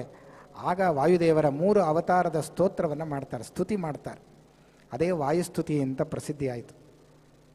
ಆಶ್ಚರ್ಯ ಅಂದರೆ ವಾಯುಸ್ತುತಿ ಮಾಡಿದ್ದು ಅದ್ವೈತಿಗಳು. ಇವತ್ತು ಮಾಧ್ವರೆಲ್ಲ ನಾವು ವೈಷ್ಣವರು ದ್ವೈತಿಗಳೆಲ್ಲ ಆ ವಾಯುಸ್ತುತಿ ಹೇಳಲೇಬೇಕು ಬೆಳಗ್ಗೆ ಆದರೆ. ಏನು ಆಶ್ಚರ್ಯ ಅಂದರೆ ಅವರು ಅದ್ವೈತಿಗಳಾಗಿದ್ದರು ಹಿಂದೆ. ಆಚಾರ್ಯರಲ್ಲಿ ಶಿಷ್ಯರಾಗಿ ವೈಷ್ಣವ ದೀಕ್ಷೆಯನ್ನು ತೊಟ್ಟು ಮಾಡಿದ ಸ್ತುತಿ, ಅದರಿಂದ ಅಷ್ಟು ಪ್ರಸಿದ್ಧಿ ಆಯಿತು, ವಾಯುಸ್ತುತಿ ಅಂತ ಪ್ರಸಿದ್ಧಿ ಆಯಿತು. ಅವರ ಮಕ್ಕಳು ರುದ್ರದೇವರ ದರ್ಶನ ಮಾಡಿ ರಾಮೇಶ್ವರದಲ್ಲಿ ರುದ್ರದೇವರ ಅನುಗ್ರಹಕ್ಕೆ ಪಾತ್ರರಾಗಿ ಶಿವಸ್ತುತಿ ಅಂತ ಅವರು ಶಿವನನ್ನು ಸ್ತೋತ್ರ ಮಾಡಿ ಶಿವನ ಅನುಗ್ರಹಕ್ಕೆ ಪಾತ್ರರಾದರು ಅಂತ ಕೇಳ್ತೇವೆ. ತಂದೆ ಮಕ್ಕಳ ಆದರ್ಶ ಬಹಳ ದೊಡ್ಡದು. ತ್ರಿವಿಕ್ರಮ ಪಂಡಿತಾಚಾರ್ಯರ ವಂಶ ಅದು ವಿದ್ವಾಂಸರ ಮನೆತನ ಅಂತ ಹೇಳಿದ್ದಾರೆ. ತಂದೆ ವಿದ್ವಾಂಸ, ಮಗ ವಿದ್ವಾಂಸ, ಮೊಮ್ಮಗ ವಿದ್ವಾಂಸ, ಮರಿಮಗ ವಿದ್ವಾಂಸ, ವಿದ್ವಾಂಸರ ಮನೆತನ ಅಂತೆ. ಅವರ ಪಂಡಿತರ ಪಾಂಡಿತ್ಯದ ಆ ಗಂಗೆ ಅವರ ವಂಶದಲ್ಲಿ ಹರಿದು ಬಂದಿದ್ದಾಳೆ. ತ್ರಿವಿಕ್ರಮ ಪಂಡಿತಾಚಾರ್ಯರ ತಂದೆ ಸುಬ್ರಹ್ಮಣ್ಯ ಪಂಡಿತರು ಅಂತ, ಅವರು ಕೂಡ ಮಹಾವಿದ್ವಾಂಸರು. ತ್ರಿವಿಕ್ರಮ ಪಂಡಿತರಿಗೆ ಪಾಠ ಹೇಳ್ತಿದ್ರಂತೆ. ಮಧ್ವವಿಧಿಯಲ್ಲಿ ನಾರಾಯಣ ಪಂಡಿತರು ಉಲ್ಲೇಖ ಮಾಡ್ತಾರೆ ಅದನ್ನು. ಆ ತ್ರಿವಿಕ್ರಮ ಪಂಡಿತಾಚಾರ್ಯರು ನ್ಯಾಯ, ವೇದಾಂತ, ವ್ಯಾಕರಣ, ಕಾವ್ಯ, ಸಾಹಿತ್ಯ ಮೊದಲಾದ ಗ್ರಂಥಗಳನ್ನು ತಮ್ಮ ತಂದೆಯಾದ ಸುಬ್ರಹ್ಮಣ್ಯ ಪಂಡಿತರಲ್ಲಿ ಪಾಠ ಕೇಳ್ತಾ ಇದ್ದರಂತೆ. ಪಾಠ ಕೇಳುವ ವಯಸ್ಸು ಎಷ್ಟಿತ್ತು ಗೊತ್ತಾ? ಕಲಭಾಷಣ ಏವ ಸೂರಿಪೋತಃ ಅಂತ ಸ್ಪಷ್ಟವಾಗಿ ನಾರಾಯಣ ಪಂಡಿತಾಚಾರ್ಯರು ಮಧ್ವವಿಧಿಯಲ್ಲಿ ಹೇಳ್ತಾರೆ. ನಮ್ಮ ತಂದೆಯ ಪಾಂಡಿತ್ಯದ ಹಿರಿಮೆ ಎಷ್ಟು ಅಂತಂದರೆ ಕಲಭಾಷಣ ಏವ ಸೂರಿಪೋತಃ. ಇನ್ನೂ ತೊದಲು ನುಡಿಗಳನ್ನು ಮಾತನಾಡುವ ವಯಸ್ಸಿನಲ್ಲೇ ಕಾವ್ಯಗಳನ್ನು ರಚನೆ ಮಾಡ್ತಿದ್ರಂತೆ. ಆ ಸುಮಾರು ಮಕ್ಕಳು ತೊದಲು ನುಡಿಗಳನ್ನು ಮಾತನಾಡುವ ವಯಸ್ಸು ಅಂದರೆ 4-5 ವರ್ಷ ಇರ್ಬೋದು, ಅಥವಾ 3-4 ವರ್ಷ. ಬಹಳ ಬುದ್ಧಿವಂತ ಮಕ್ಕಳಿದ್ದರೆ 3 ವರ್ಷಕ್ಕೆ ಮಾತಾಡ್ತಾರೆ. ಅದು ಮಾತು ಕೇಳಲಿಕ್ಕೆ ಬಹಳ ಚೆನ್ನ. ಅಂದರೆ ತೊದಲು ನುಡಿಗಳು ಸ್ಪಷ್ಟ ಇಲ್ಲ, ಆದರೂ ಆ ಮುದ್ದಾದ ಮಾತುಗಳನ್ನು ಕೇಳಲಿಕ್ಕೆ ಬಹಳ ಸಂತೋಷ ಪಡ್ತಿರ್ತಾರೆ ಎಲ್ಲರೂ. ತಂದೆ ತಾಯಿ ಎಲ್ಲ ಮಕ್ಕಳ ಮಾತು ತೊದಲು ನುಡಿಗಳನ್ನು ಕೇಳಿ ಖುಷಿ ಪಡ್ತಾರೆ. ಹಾಗೆ ತ್ರಿವಿಕ್ರಮ ಪಂಡಿತಾಚಾರ್ಯರು ತಮ್ಮ ತೊದಲು ನುಡಿಗಳು ಮಾತನಾಡುವ ವಯಸ್ಸು 3-4 ವಯಸ್ಸಿನಲ್ಲೇ ವೇದಾಂತ, ನ್ಯಾಯ ಮೊದಲಾದ ಶಾಸ್ತ್ರಗಳನ್ನು ಅಧ್ಯಯನ ಮಾಡ್ತಿದ್ದರಂತೆ, ಕಾವ್ಯಗಳನ್ನು ರಚನೆ ಮಾಡ್ತಿದ್ದರಂತೆ. ಆಶ್ಚರ್ಯ! ಎಂತಹ ಪಾಂಡಿತ್ಯದ ಹಿರಿಮೆ ನೋಡ್ರಿ. ಇದು ಆಚಾರ್ಯರ ಅನುಗ್ರಹ. ಶ್ರೀಮದ್ ಆಚಾರ್ಯರು ಆ ಸ್ತೋತ್ರವನ್ನು, ವಾಯುಸ್ತುತಿಯನ್ನು ಪೂರ್ಣ ಮಾಡಿ ಅರ್ಪಣೆ ಮಾಡ್ತಾರೆ. ವೇದವ್ಯಾಸ ಕೃಷ್ಣ ರಾಮ ರೂಪವನ್ನು ಕಾಣ್ತಾರೆ, ಹನುಮ ಭೀಮ ಮಧ್ವ ರೂಪಗಳನ್ನು ಕಾಣ್ತಾರೆ.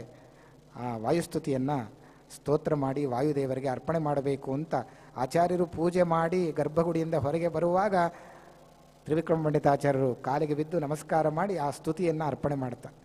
ಅದಕ್ಕೆ ಆಚಾರ್ಯರು ಹೇಳ್ತಾರಂತೆ, ಇದು ನನ್ನ ಸ್ತುತಿ ಆಗಬಾರ್ದು. ಸ್ತೋತ್ರಕ್ಕೆ ಅರ್ಹನಾದವನು ಯಾರು ಅಂದರೆ ಭಗವಂತ. ಎಲ್ಲ ಸ್ತೋತ್ರಗಳು ಆ ಪರಮಾತ್ಮನೇ ಪ್ರತಿಪಾದನೆ ಮಾಡ್ತವೆ. ಹಾಗಾಗಿ ಎಲ್ಲ ಅಕ್ಷರಗಳು ಅವನನ್ನು ಪ್ರತಿಪಾದನೆ ಮಾಡ್ತಾ ಇದೆ, ಎಲ್ಲ ಶಾಸ್ತ್ರಗಳು ಅವನನ್ನು ಪ್ರತಿಪಾದನೆ ಮಾಡ್ತಾ ಇದೆ. ಅದರಿಂದ ಸ್ತೋತ್ರಕ್ಕೆ ಅರ್ಹನಾದವನು ಪರಮಾತ್ಮ. ಹಾಗಾಗಿ ಇದು ಕೇವಲ ನನ್ನ ಸ್ತುತಿ ಆಗಬಾರದು ಅಂತ ತಕ್ಷಣ ಶ್ರೀಮದ್ ಆಚಾರ್ಯರು 2 ಶ್ಲೋಕಗಳಿಂದ ಕೂಡಿದ ನರಸಿಂಹ ನಖಸ್ತುತಿಯನ್ನು ಮಾಡ್ತಾರೆ. ಆಗಲೇ ಮಾಡಿದ್ದು ನರಸಿಂಹ ನಖಸ್ತುತಿ ಅಂತ ಇತಿಹಾಸ ಇದೆ, ಉಡುಪಿಯಲ್ಲಿ ನಾವು ಕೇಳ್ತೇವೆ. ಅಂತೂ ಕೂಡ ವಾಯುಸ್ತುತಿ ಅರ್ಪಣೆ ಮಾಡಿದ ಮೇಲೆ ವಾಯುಸ್ತುತಿಯ ಜೊತೆ ಆಚಾರ್ಯರು ಮಾಡಿದ 2 ಶ್ಲೋಕ ಸೇರಿಸಿ ಹೇಳುವ ಪದ್ಧತಿ ಆವತ್ತಿನಿಂದ ಬಂತು. ಕೇವಲ ವಾಯುಸ್ತುತಿ ಆಗಬಾರ್ದು, ಹರಿವಾಯುಸ್ತುತಿ ಆಗಬೇಕು, ನರಹರಿಸ್ತುತಿನೂ ಆಗಬೇಕು ಅಂಥೇಳಿ ನರಸಿಂಹನ ಉಗುರನ್ನು ಸ್ತೋತ್ರ ಮಾಡ್ತಾರೆ ಆಚಾರ್ಯರು. ಅದು ನಖಸ್ತುತಿ ಅಂತ ಬಹಳ ಪ್ರಸಿದ್ಧಿಯಾಯಿತು.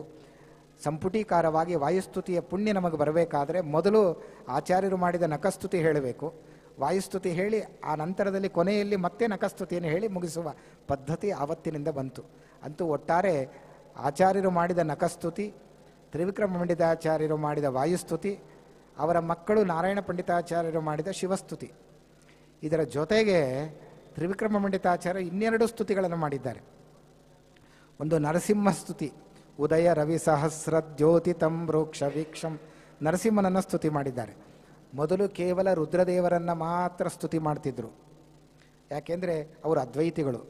ಮಾಯಾವಾದ ಶಾಸ್ತ್ರವೇ ಉತ್ತಮ ಅಂತ ತಿಳ್ಕೊಂಡು ಮಾಯಾವಾದ ಶಾಸ್ತ್ರವನ್ನೇ ಅಧ್ಯಯನ ಮಾಡ್ತಿದ್ರು. ಯಾವಾಗ ಆಚಾರ್ಯರ ಶಿಷ್ಯರಾಗಿ ಆಚಾರ್ಯರು ಜ್ಞಾನೋಪದೇಶವನ್ನು ಮಾಡಿದರು, ಆಗ ರುದ್ರಾಂತರ್ಗತನಾದ ನರಸಿಂಹನನ್ನು ಸ್ತುತಿ ಮಾಡ್ತೀನಿ ಅಂತ ತಿಳ್ಕೊಂಡು ಆಗ ಅವರು ನರಸಿಂಹದೇವರ ಸ್ತೋತ್ರವನ್ನು ಮಾಡಿದರು. ಅದು ಬಹಳ ಪ್ರಸಿದ್ಧಿ ಆಯಿತು, ನರಸಿಂಹ ಸ್ತುತಿ ಅಂತ.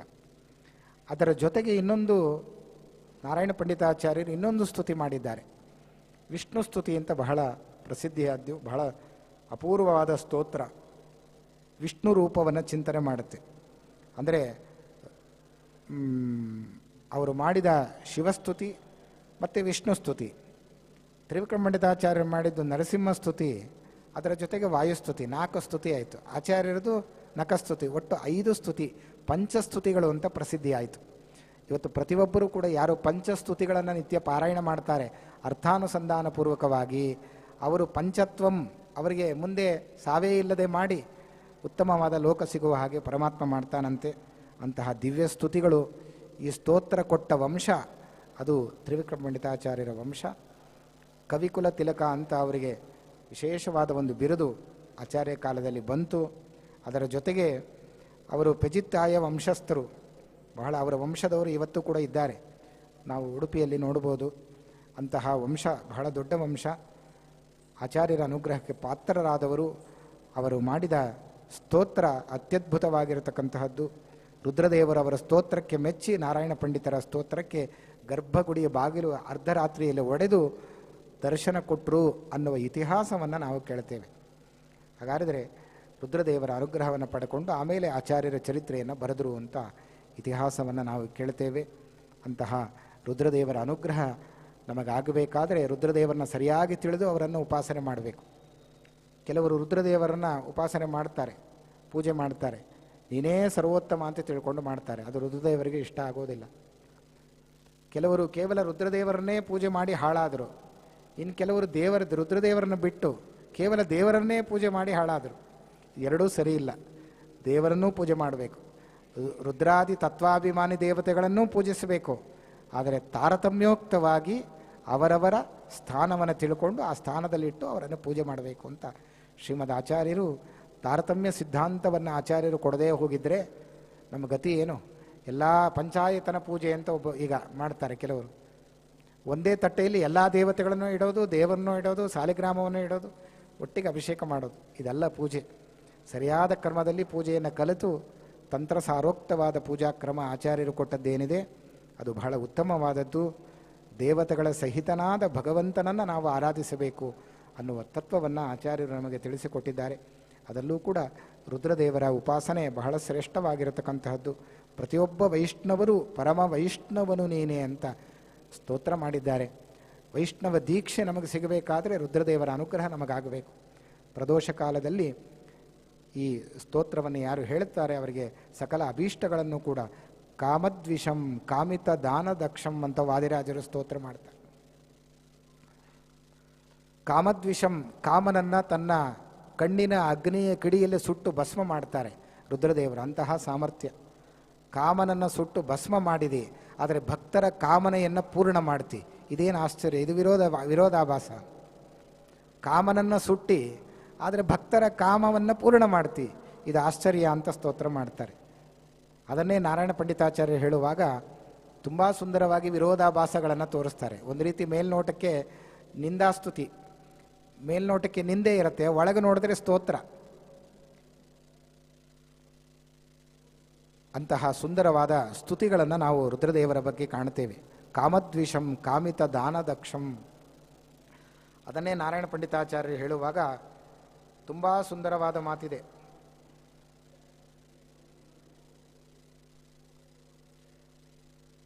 ತ್ವಮೇವ ಕಿಲ ಕಾಮಧಕ್ ಸಕಲ ಕಾಮ ಮಾಪೂರಯನ್ ಸದಾ ತ್ರಿನಯನೋ ಭವಾನ್ ವಹಸಿ ಚಾತ್ರಿ ನೇತ್ರೋದ್ಭವಂ ವಿಷಂ ವಿಷಧರಂ ದಧತ್ ಪಿಬತ್ಸಿ ತೇನ ಚಾನಂದವಾನ್ ವಿರುದ್ಧ ಚರಿಚೋತಿ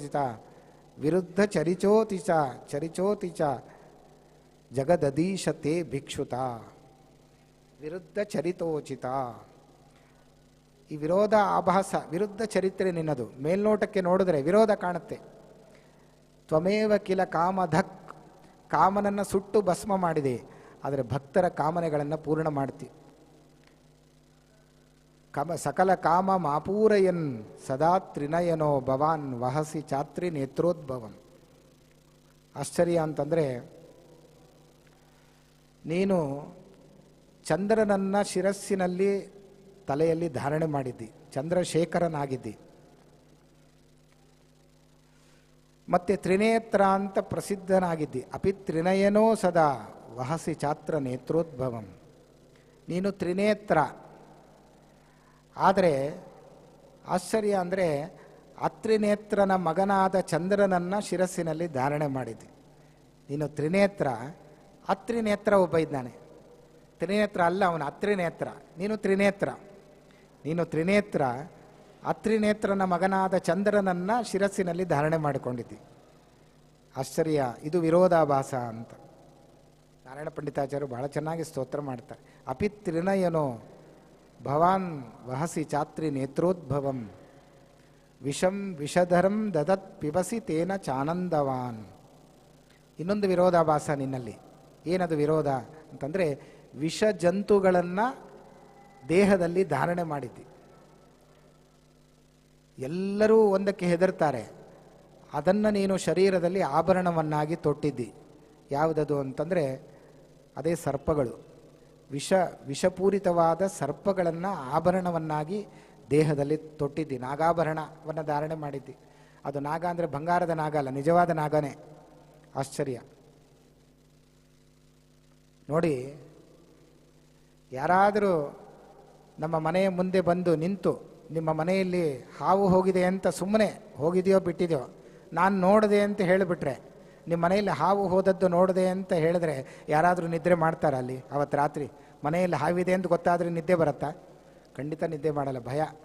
ಆ ಹಾವು ಹೊರಗೆ ಹಾಕೋ ತನಕ ನಿಮಗೆ ನಿದ್ರೆ ಬರೋದಿಲ್ಲ.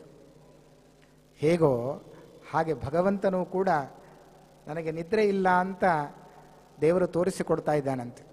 ಅದರ ಹೆಸರು ಕೇಳಿದ್ರೆ ನೀವು ನಿದ್ದೆ ಮಾಡೋದಿಲ್ಲ.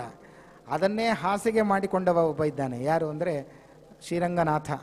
ಶೇಷ 1000 ಹೆಡೆಯ ಶೇಷನ ಮೇಲೆ ಮಲಗಿದ್ದಾನೆ ನೋಡಿ. ಹಾವು ಮನೆಗೆ ಬಂತು ಅಂತ ಗೊತ್ತಾದರೆ ನಿದ್ದೆ ಮಾಡೋದಿಲ್ಲ. ಹಾವನ್ನೇ ಹಾಸಿಗೆಯನ್ನಾಗಿ ಮಾಡಿಕೊಂಡು ನಾನು ಮಲಗಿದ್ದೇನೆ ಅಂದರೆ ನೀವು ತಿಳ್ಕೊಳ್ಬೇಕು, ನಾನು ನಿದ್ದೆ ಮಾಡ್ತಾ ಇಲ್ಲ, ಯೋಗ ನಿದ್ರೆ, ನನಗೆ ನಿದ್ರೆ ಇಲ್ಲ ಅಂತ ಜಗತ್ತಿಗೆ ತಿಳಿಸಲಿಕ್ಕೋಸ್ಕರ ಭಗವಂತ ಹಾವಿನ ಮೇಲೆ ಮಲಗಿದ್ದಾನಂತೆ. ಇದು ತಮಾಷೆಗೆ ಹೇಳೋದು. ಅಂತೂ ಕೂಡ ಆ ಸರ್ಪವನ್ನು ಮೈ ಮೇಲೆ ನೀನು ತೊಟ್ಟಿದ್ದಿ. ವಿಷ ಜಂತುಗಳನ್ನು ಮೈ ಮೇಲೆ ಹಾಕ್ಕೊಂಡಿದ್ದಿ. ವಿಷಂ ವಿಷಧರನ್ ದದತ್ ಪಿಬಸಿ ತೇನ ಚಾನಂದವಾನ್. ವಿಷ ಜಂತುಗಳನ್ನು, ಸರ್ಪಗಳನ್ನು ಆಭರಣವನ್ನಾಗಿ ದೇಹದಲ್ಲಿ ತೊಟ್ಟಿದ್ದಿ. ಅಷ್ಟೇ ಅಲ್ಲ, ವಿಷಂ ಪಿಬತ್, ವಿಷವನ್ನೂ ಕೂಡ ಪಾನ ಮಾಡಿಬಿಟ್ಟಿದ್ದೆ. ನೀಲಕಂಠನಾಗಿದ್ದೆ ನೀನು. ಅಮೃತಮಥನ ಕಾಲಕ್ಕೆ ವಾಯುದೇವರು ಕೊಟ್ಟ ಒಂದು ಸ್ವಲ್ಪ ವಿಷ, ಅದನ್ನೂ ಪಾನ ಮಾಡಿದ್ದಿ. ವಿಷವನ್ನೂ ಪಾನ ಮಾಡಿದ್ದಿ. ವಿಷಂ ವಿಷಧರಂ ದದತ್ ಪಿಬಸಿ ತೇನ ಚಾನಂದವಾನ್. ವಿಷ ಕುಡಿದ್ರು ಆನಂದದಿಂದ ಇದ್ದಿ. ನಿನ್ನ ಮುಖ ನೋಡಿದ್ರೆ ವಿಷ ಕುಡಿದೇವನಂತೆ ಕಾಣೋದೇ ಇಲ್ಲ. ಆಶ್ಚರ್ಯ. ವಿಷ ಕುಡಿತಿ, ಮುಖದಲ್ಲಿ ನೋಡಿದ್ರೆ ಆನಂದ ಇದೆ. ವಿಷ ಜಂತುಗಳನ್ನೇ ದೇಹದಲ್ಲಿ ಆಭರಣವನ್ನಾಗಿ ತೊಟ್ಟಿದ್ದಿ. ನಿನ್ನ ವಿಶಿಷ್ಟವಾದ ಅಲಂಕಾರ ಭೂಷಣನಾಗಿದ್ದಿ. ನಾಗಭೂಷಣ ಅಂತ ಕರೀದ. ಅವತ್ತಿನಿಂದ ನಾಗಭೂಷಣ ಅಂತ ಆಯಿತು. ಇದೆಲ್ಲ ನಿನ್ನ ಮಹಿಮೆ. ಆಶ್ಚರ್ಯ. ವಿಷಂ ವಿಷಧರಂ ದದತ್ ಪಿಬಸಿ ತೇನ ಚಾನಂದವಾನ್ ವಿರುದ್ಧ ಚರಿತೋಚಿತ ಜಗದದೀಶ ತೇ ಭಿಕ್ಷುತ. ಆಶ್ಚರ್ಯ. ಅಂದರೆ ನಿನ್ನನ್ನು ಈಶ್ವರ ಅಂತ ಕರೀತಾರೆ. ಭಕ್ತರ ಕಾಮದ್ವಿಷಂ ಕಾಮಿತ ದಾನದಕ್ಷಂ. ಭಕ್ತರ ಕಾಮನೆಗಳನ್ನೆಲ್ಲ ಪೂರ್ಣ ಮಾಡ್ತಿ. ಏನೇನು ಭಕ್ತರು ನಿನ್ನಲ್ಲಿ ಬಂದು ಸಂಪತ್ತು ಬೇಡ್ತಾರೋ ಅದೆಲ್ಲ ಸಂಪತ್ತನ್ನು ಕೊಡ್ತಿ. ನಿನಗೆ ಈಶ್ವರ ಅಂತ ಹೆಸರಿದೆ. ಐಶ್ವರ್ಯ ಉಳ್ಳವನು ಅಂತ ಈಶ್ವರ. ಆದರೆ ಕೈಯಲ್ಲಿ ನೋಡಿದ್ರೆ ಭಿಕ್ಷಾಪಾತ್ರೆ. ಇದೇನಿದು ವಿರೋಧ? ಇದು ಕೈಯಲ್ಲಿ ಭಿಕ್ಷಾಪಾತ್ರೆ. ಆದರೆ ಭಕ್ತರೇನಾದರೂ ನಿನ್ನಲ್ಲಿ ಬಂದು ಬೇಡಿದ್ರೆ ಎಲ್ಲ ಅಭೀಷ್ಟಗಳನ್ನು ಸಂಪತ್ತನ್ನು ಕೊಡ್ತಿ. ವಿರುದ್ಧ ಚರಿತೋಚಿತ ಜಗದದೀಶ ತೇ ಭಿಕ್ಷುತ. ಏನಿದು ವಿರೋಧಾಭಾಸ ಅಂತ ಹೀಗೆ ನಿಂದನೆ ಮಾಡುವಂತೆ ಕಂಡ್ರೂ ಅದು ಸ್ತೋತ್ರ. ಅಂದರೆ ತಮಾಷೆ ಮಾಡ್ತಾರೆ. ನಿನ್ನ ಕೈಯಲ್ಲಿ ಭಿಕ್ಷಾಪಾತ್ರ ಇದೆ. ಭಿಕ್ಷೆ ಬೇಡಲಿಕ್ಕೋಸ್ಕರ ನೀನು ಭಿಕ್ಷಾಪಾತ್ರೆ ಹಿಡಿದವನಲ್ಲ. ಇನ್ನೊಬ್ಬರಿಗೆ ಭಿಕ್ಷೆ ಬೇಡಿದವರಿಗೆ ಭಿಕ್ಷೆ ಹಾಕಬೇಕಾದ್ರೆ ನಾವು ಕೈಯಲ್ಲಿ ಭಿಕ್ಷಾಪಾತ್ರೆ ಹಿಡ್ಕೋತೀವಲ್ಲ, ತಪ್ಪೇನಿಲ್ವಲ್ಲ. ಬ್ರಹ್ಮಚಾರಿಗಳಿಗೆ ಉಪನಯನ ಆಗತ್ತೆ. ತಾಯಂದರು ಒಂದು ಪಾತ್ರೆಯಲ್ಲಿ ಎಲ್ಲ ಭಿಕ್ಷೆ ಹಿಡ್ಕೊಂಡು ಬರ್ತಾರೆ. ಅಯ್ಯೋ ಭಿಕ್ಷುಗಳು ಅಂತ ಯಾರು ಹೇಳೋದಿಲ್ಲ. ಭಿಕ್ಷೆ ಹಾಕ್ಲಿಕ್ಕೋಸ್ಕರ ತಾಯಿ ಭಿಕ್ಷಾಪಾತ್ರೆ ಕೈಯಲ್ಲಿ ಹಿಡಿತಾಳೆ. ಅವಳು ಭಿಕ್ಷುಗಳಾಗೋದಿಲ್ಲ, ಯಾರು ಭಿಕ್ಷುಕರು ಅಂತ ಕರೆಯೋದಿಲ್ಲ. ಯಾಕೆ ರುದ್ರವ ಕೈಯಲ್ಲಿ ಭಿಕ್ಷಾಪಾತ್ರೆ ಇದೆ ಅಂದರೆ ಭಕ್ತರಿಗೆ ಅಭೀಷ್ಟಗಳನ್ನು ಭಿಕ್ಷೆಯನ್ನು ಕೊಡಲಿಕ್ಕೋಸ್ಕರ ರುದ್ರದೇವರು ಭಿಕ್ಷಾಪಾತ್ರೆಯನ್ನು ಹಿಡಿದಿದ್ದಾರೆ ಅಷ್ಟೇ ಹೊರತು ಅವರು ಭಿಕ್ಷಕರು ಅಂತ ನಾವು ತಿಳಿಬಾರದು. ಅವರು ಈಶ್ವರ, ಜಗದೀಶ್ವರ ಅಂತ ಅವರನ್ನು ಕರೆದಿದ್ದಾರೆ. ಐಶ್ವರ್ಯ ಉಳ್ಳವ, ನಿನ್ನ ಕೈಯಲ್ಲಿ ಭಿಕ್ಷಾಪಾತ್ರೆ ಇದೆ. ಯಾಕೆ? ಭಕ್ತರಿಗೆ ಭಿಕ್ಷೆ ಕೊಡಲಿಕ್ಕೋಸ್ಕರ ಪಾತ್ರೆ ಹಿಡಿದಿದ್ದೆ ಅಂತ ಹೀಗೆ ಅವರನ್ನು ಸ್ತೋತ್ರ ಮಾಡಿದ್ದಾರೆ. ಸತ್ಯಧರ್ಮ ತೀರ್ಥರು ತಮಾಷೆಗೆ ಒಂದು ಸ್ತೋತ್ರ ಮಾಡಿದ್ದಾರೆ. ಒಬ್ಬ ಭಿಕ್ಷುಕ ಮನೆಯ ಮುಂದೆ ಬಂದಂತೆ. ಬಂದು ಭಿಕ್ಷೆ ಕೊಡಲಿಕ್ಕೋಸ್ಕರ ಬೇಡಲಿಕ್ಕೆ ರಾಜನ ಮನೆ ಮುಂದೆ ಒಬ್ಬ ಭಿಕ್ಷುಕ ಬಂದಂತೆ. ಬಂದಾಗ ಭಿಕ್ಷೆ ಬೇಡಲಿಕ್ಕೋಸ್ಕರ ಬಂದಿದ್ದಾನೆ. ಆದರೆ ಸತ್ಯಧರ್ಮ ತೀರ್ಥರು ಹೇಳ್ತಾರೆ, ಅವನು ಭಿಕ್ಷೆ ಬೇಡಲಿಕ್ಕೆ ಬಂದದ್ದಲ್ಲ. ಶಿಕ್ಷಯಂತಿ ನಯಾಚಂತಿ ಭಿಕ್ಷವ ಪಾತ್ರಪಾಣಯ. ಶಿಕ್ಷಯಂತಿ ನಯಾಚಂತಿ, ಅವನು ಶಿಕ್ಷಣೆ ಮಾಡಲಿಕ್ಕೋಸ್ಕರ ಬಂದಿದ್ದಾನೆ ಹೊರತು ಭಿಕ್ಷೆ ಬೇಡಲಿಕ್ಕೆ ಬಂದವನಲ್ಲ. ಏನು ಶಿಕ್ಷಣ ಅಂತಂದರೆ, ರಾಜನಿಗೆ ಒಂದು ಶಿಕ್ಷಣೆ ಕೊಡ್ತಾ ಇದ್ದಾನೆ, ಒಂದು ಪಾಠ ಕಲಿಸ್ತಾ ಇದ್ದಾನಂತೆ ಭಿಕ್ಷುಕ. ಏನು ಅಂದರೆ, ನೋಡು ನನ್ನ ಕೈಯಲ್ಲಿ ಇವತ್ತು ಭಿಕ್ಷಾ ಪಾತ್ರೆ ಇದೆ. ಯಾಕೆ ಗೊತ್ತಾ? ಹಿಂದಿನ ಜನ್ಮದಲ್ಲಿ ನಾನು ಏನೂ ಕೊಟ್ಟಿಲ್ಲ, ಅದಕ್ಕೋಸ್ಕರ ಮನೆ ಮುಂದೆ ನಾನು ಬೇಡುವ ಹಾಗಾಗಿದೆ ಭಿಕ್ಷಾ ಪಾತ್ರೆ ಹಿಡ್ಕೊಂಡು. ನಿನ್ನ ಜೀವನವೂ ಹಾಗಾಗದೇ ಇರಬೇಕಾದ್ರೆ ನೀನು ಇವತ್ತು ಕೊಟ್ಟರೆ ಮುಂದಿನ ಜನ್ಮದಲ್ಲಿ ನಿಂಗೆ ಸಂಪತ್ತು ಸಿಗತ್ತೆ. ಇವತ್ತು ನೀನು ರಾಜ, ಬೇಕಾದಷ್ಟು ಸಂಪತ್ತಿದೆ ನಿನ್ನಲ್ಲಿ, ಯಾಕೆಂದರೆ ಹಿಂದಿನ ಜನ್ಮದಲ್ಲಿ ಕೊಟ್ಟಿದ್ದಿ. ಹಿಂದೆ ಕೊಟ್ಟರೆ ಇವತ್ತು ಸಿಗತ್ತೆ. ನಾದತ್ತ ಮುಪತಿಷ್ಠತೆ ಅಂತ ಶಾಸ್ತ್ರ. ಕೊಡದೇ ಹೋದರೆ ಮುಂದೆ ಖಂಡಿತ ಸಿಗೋದಿಲ್ಲ. ಆದ್ದರಿಂದ ನನ್ನಂತೆ ನೀ ಆಗಬೇಡ. ಶಿಕ್ಷಯಂತಿ ನಯಾಚಂತಿ ಭಿಕ್ಷವ ಪಾತ್ರಪಾಣಯ ಅದತ್ವಾ ಮಾದೃಶೋ ಮಾಭೂತ್ ದತ್ವಾತ್ವಂ ತ್ವಾದೃಶೋ ಭವ. ಅದತ್ವ, ಇವತ್ತು ನೀನು ಕೊಡದೆ ನನ್ನಂತೆ ನೀ ಆಗಬೇಡ, ಕೊಟ್ಟು ನಿನ್ನಂತೆ ನೀ ಆಗು ಅನ್ನುವ ಪಾಠವನ್ನು ಕಲಿಸಲಿಕ್ಕೋಸ್ಕರ ಆ ಭಿಕ್ಷುಕ ಮನೆಯ ಮುಂದೆ ಬಂದಿದ್ದಾನೆ ಅಂತ ಸತ್ಯಧರ್ಮರು ತಮಾಷೆ ಮಾಡ್ತಾರೆ. ಅಂದರೆ ನಾನು ಕೊಡಲಿಲ್ಲ ಹಿಂದಿನ ಜನ್ಮದಲ್ಲಿ, ನನ್ನ ಕೈಯಲ್ಲಿ ಭಿಕ್ಷಾ ಪಾತ್ರೆ ಬಂದಿದೆ ಇವತ್ತು, ಬಡತನ. ಆದರೆ ನಿನಗೆ ಬೇಕಾದ ಸಂಪತ್ತಿದೆ, ಯಾಕೆಂದರೆ ಹಿಂದಿನ ಜನ್ಮದಲ್ಲಿ ಕೊಟ್ಟಿದ್ದೆ. ಮುಂದಿನ ಜನ್ಮದಲ್ಲೂ ನಿನಗೆ ಸಿಗಬೇಕಾದ್ರೆ ಇವತ್ತು ನೀನು ಕೊಡುವಂತ, ನನಗೆ ಕೊಡುವಂತ ಕೇಳಿದಾಗೂ ಇರಬೇಕು, ನಿನಗೊಂದು ಪಾಠ ಕಲಿಸಿದಾಗೂ ಇರಬೇಕು. ಬಹಳ ಒಳ್ಳೆ ಕವಿಗಳು ಸತ್ಯಧರ್ಮ ತೀರ್ಥರು. ಅವರು ಶಿಕ್ಷಣ ಕೊಡಲಿಕ್ಕೋಸ್ಕರ ರಾಜನಿಗೆ ಭಿಕ್ಷಾಪಾತ್ರೆ ಹಿಡಿದು ಬಂದ ಅಂತ ಹೀಗೆ ನಾನು ತಿಳಿತೀನಿ ಅಂತ ಸ್ತೋತ್ರ ಮಾಡಿದ್ದಾರೆ. ಅಂತೂ ಕೂಡ ರುದ್ರದೇವರು ಭಿಕ್ಷಾಪಾತ್ರೆಯನ್ನು ಹಿಡಿದದ್ದು ಯಾಕೆ ಅಂದರೆ ಜಗತ್ತಿಗೆ ಭಿಕ್ಷೆಯನ್ನು ಕೊಡಲಿಕ್ಕೋಸ್ಕರ, ಭಕ್ತರ ಅಭೀಷ್ಟಗಳನ್ನು ಪೂರ್ಣ ಮಾಡ್ತಾರಂತೆ. ತ್ವಮೇವ ಕಿಲ ಕಾಮ ಸಕಲ ಕಾಮ ಮಾಪೂರಯನ್. ಭಕ್ತರು ಏನೇನು ಬೇಡ್ತಾರೆ ಸುರತರುಹು ಅಂತ ಕರೆದಿದ್ದಾರೆ. ಅಂದರೆ ಕಲ್ಪವೃಕ್ಷ ಇದ್ದ ಹಾಗೆ ನೀನು, ಯಾರು ನಿನ್ನಲ್ಲಿ ಬಂದು ಏನು ಬೇಡ್ತಾರೆ ಅದೆಲ್ಲವನ್ನೂ ಕೊಟ್ಟು ಬಿಡ್ತೀನಿ ನೀನು, ಅಂತಹ ಕಲ್ಪವೃಕ್ಷ ನೀನು ಅಂತ ಸ್ತೋತ್ರ ಮಾಡಿದ್ದಾರೆ. ಇನ್ನೂ ಅನೇಕ ಜ್ಞಾನಿಗಳು, ವಾದಿರಾಜರಂಥ ಮಹಾನುಭಾವರು, ಪಂಡಿತಾಚಾರ್ಯರಂಥ ಮಹಾನುಭಾವರು ಶಿವಸ್ತುತಿಯನ್ನು ಮಾಡಿದ್ದಾರೆ. ಮಂಗಲಮಯವಾದ ಸ್ತೋತ್ರ.